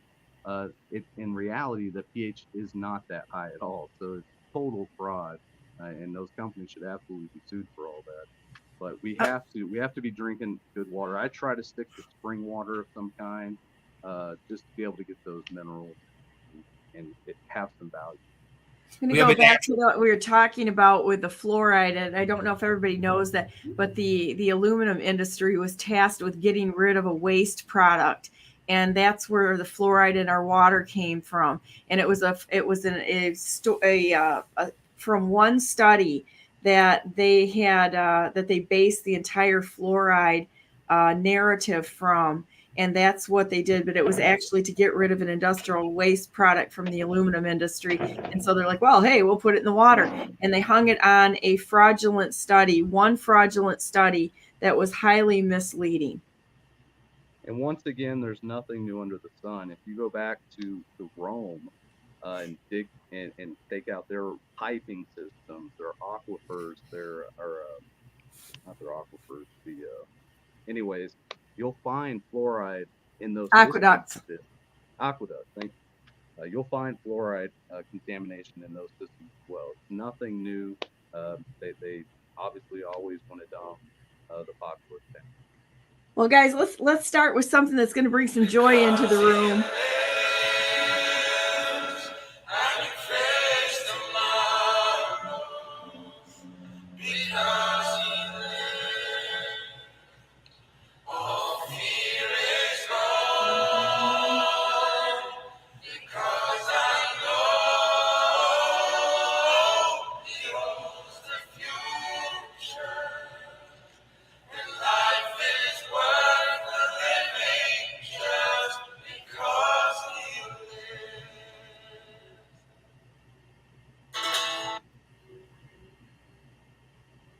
Watch it freeze up. That's kind of funny. They're jamming you. Yeah. Yeah, it's funny, but that's okay. We can find ways around things. They can't stop what's coming. Nothing can stop what's coming, guys. Just keep screwing with us. It's going to be fun. But I guess the point being is that it as we move forward in looking at all these hard issues, everybody needs to remember, don't be afraid. And don't let it freak you out or feel depressed on it, because no matter what we can see, God can restore, rejuvenate, redeem, and refresh and bring life into anything that has none. And he's been spending eternity here trying to get it through our heads that, yes, we should be doing our part, but when things go awry, he can redeem anyone in any situation. All we have to do is stay close to him and keep our eyes on him. We don't have to be afraid of these things. But we do need to look at them in order to make sure it never happens again, and also that we can address the problems that have been caused by this parasite class of worthless individuals who have crept into every part of our society, and they have to be held accountable. This is one of those things that we cannot walk away from this and say, oh, they didn't mean it. We're just going to go to the next election. It doesn't matter. We're going to let this go. They're going to learn by our good deeds. No, they aren't going to learn by our good deeds, because they did this with foreknowledge. They knew what they were doing. They know what they're doing. They're murderers, liars, cheats, thieves, and in total service to Satan himself in their war, because their war really isn't on us. Their war is on God himself. They want to erase God. So every day that we walk out there and we claim the glory of God, and we say it, our speech can be, talking in song. We can give glory to God in everything that we do, and be able to speak things into changing all the situations around us. But we've got to continue. Speak the truth. Give the glory to God. Realize that anything you see, any problem that you have, is not too big for God, and he likes odds that are against him. If the odds are against things being righted, he's like, he's like the happiest because he's going to turn it around, and we're going to see miracles pour into this and things that people have wanted to see for millennia. And it's happening already. I am so thankful to be chosen to be here right now. I can't even tell you. If you're here, you were chosen to be here at this time. There's no mistakes. There's no coincidences. Absolutely. Trust the plan. The plan is God's plan. No matter what anybody says, it's always been about God's plan. He's with you every minute of the day. He will never leave nor forsake you. So don't feel bad when we go through these things and think, oh no, whatever shall we do? And run to your own demise. That's kind of stupid, really. Stand there and realize, run to God and you watch the miracles flow. It's amazing. So do you guys have any last words you want to say today? And then I'm going to say a prayer, and we're going to go off to our little disruptor day and go disrupt the plans of the bad guys. I will say, Don, I love what you just said. That was beautiful. Well said. And it's true, because it is hard when you get bogged down with all the negative, and it's hard, but we have to be the light in the world. And I love that, one of the most important things is it may not seem like a lot to laugh at, but to find those joyous moments in the day. Listen to music. It's all about your vibe and we have to be the light. And to be that, we have to be like the higher vibe kind of thing by doing things and keeping God with us. He does have a plan and to protect us. And like I play music. I always say my song that I wrote was called Bringers of the Dawn. We really are the chosen, like everyone, but we are fighting this fight. And in that, we have to keep ourselves, happy in the little ways that we can. So to praise God and love him, and to sing, and to listen to music, do something that makes you feel good, because that is contagious and that helps us get through the difficult issues that people don't want to talk about, but we're doing both, and it's important. So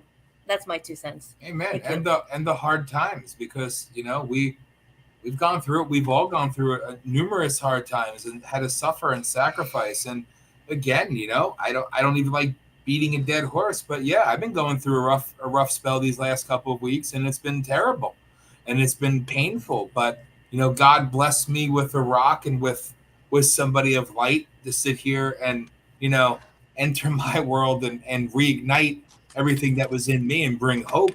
But through the darkness and through the bad times, we find inspiration in each other, in the fight, in the mission, in the cause, and in God. And we put our faith in him, and we continue to press forward and don't allow the negative to distract and the demons to take over, because we're fighting the darkness. We're bigger than that. We just keep pressing forward, and everything, this is all for a reason. Like you said, there's no coincidences. This is all for a reason. We're at this spot right now because we were meant to be here. For all our paths intersect, and we're here now. And this is gearing up to something bigger and better. And we're going to keep going, and we're not going to stop, regardless of the rough days. And all the billions of souls on earth, us 1, 2, 3, 4, 6 of us here, right? Can I do math? 3, 4, 5, 6. We were like, it's not a coincidence that we're here, all of us. It's really cool, and I love when you think about the mystery of life. It's really awesome. Like, we get bogged down with the negative, but to be here, like Donna said, at this time, all 6 of us here is pretty amazing that we met each other. There's no coincidences. We're here for a powerful mission. What amazes me is I met Josh at Take Our Border Back, and he came up and just started talking to me, right? And since I have met Josh, I have met so many wonderful people. And this was in February. So it just goes to show that we're supposed to be in this group together. And how it all worked out with the freedom or the People's Convention. If you can't see God in that, then you are blind. I mean, it's just what it is. So I am thankful. I'm just thankful for all of you, because God puts people in your life. And me and Josh have talked about this before. He puts those people in your life because he has created a path for you. And we are all random people that came together. There is no coincidence to that. We are the warriors of the truth. And all the other people out there, they can do what they want and be programmed however they want. And if they don't choose to see it, then they don't choose to see it, because God is going to put whoever we need in our paths. And that is what he is doing right now. Yeah, Amen. absolutely. We made the choice to walk that walk. We made the choice to put the full armor on, and God's always separating the wheat from the chaff. And I think it's moving at rapid speeds right now, because as a collective consciousness comes to one place, we're coming together and uniting, and God's going to put all the right people in our path. But because you made that choice. Amen. Amen. I've got to go, guys. I'm on a job site. I love you Okay, all. let's see. Can you stay for prayers? I can stay for prayers, always for prayers. All right. Dear Heavenly Father, thank you so very much for bringing us all together today. What a wonderful thing to see you bring your children together. There's always a remnant. There's always the ones that you call to step forward bravely. And you give us that bravery. You give us that strength. It has nothing to do with us. And anything that you ask us to do, we're willing to do that. Just show us what you want us to do. We lay our life down for you at your feet. And even all of our accomplishments, our gifts, our talents, they're only from you. And we acknowledge that you can give things to us, but you can also take them away from us. And that's okay. Whatever it is that you think is best for your good purposes, we're okay with that. We just want to follow you because you are our treasure. Our relationship with you is our highest treasure. Just spend time with you, to be with you, and that you would give us the opportunity to do good things, because doing good things is the reward in of itself. Just having that opportunity to make a difference and be significant and have a purpose. It's just wonderful. And it's so nice that you lead us with strength and bravery and discernment and wisdom, and you bring everything to us that we need to accomplish the tasks you call us to do. Thank you so much. I ask your favor mightily upon every single one of these people that are here with me today. Hollis and Dan and Christina and Joshua and Terry and Casey and Joel, who's not here today, but we hold them in our heart. And with all of their efforts, I ask that you give them your favor on what they're doing, bring people to them to help them, and in every part of their life. And everyone who's listening out there, let them know that you care and that you're just waiting for them to turn to you.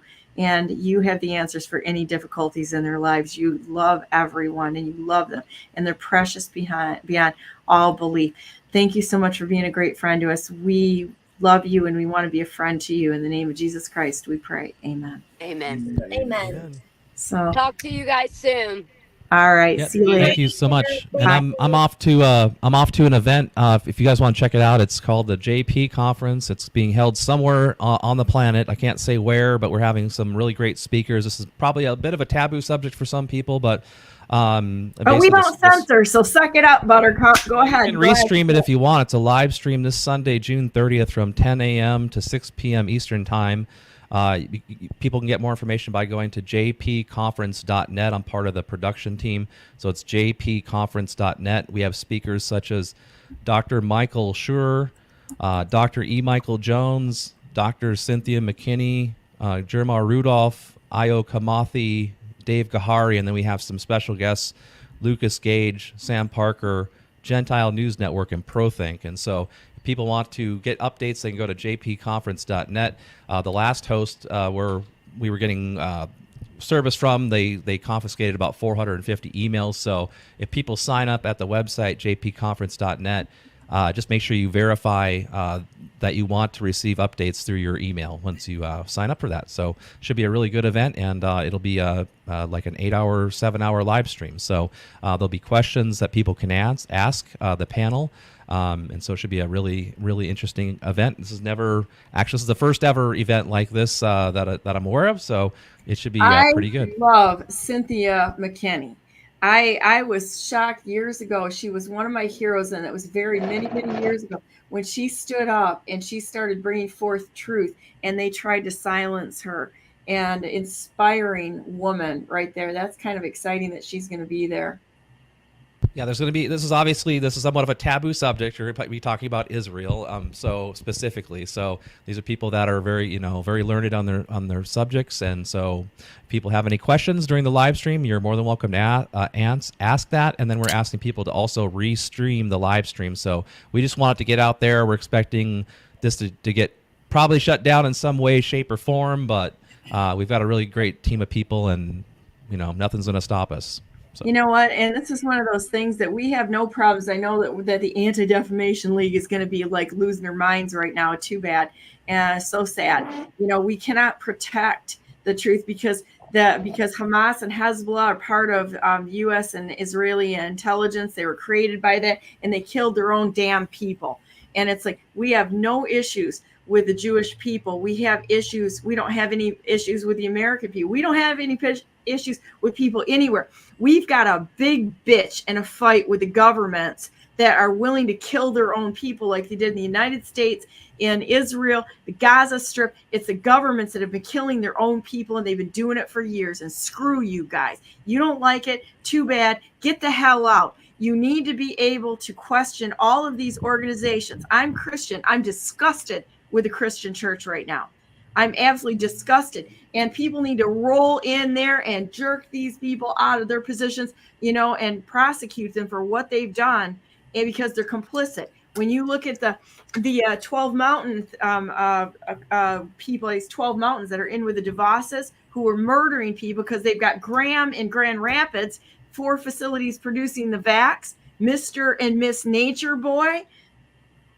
Give me a break. They got Peters Island right down there by Epstein Island. They're all tied in together. They're in every organization.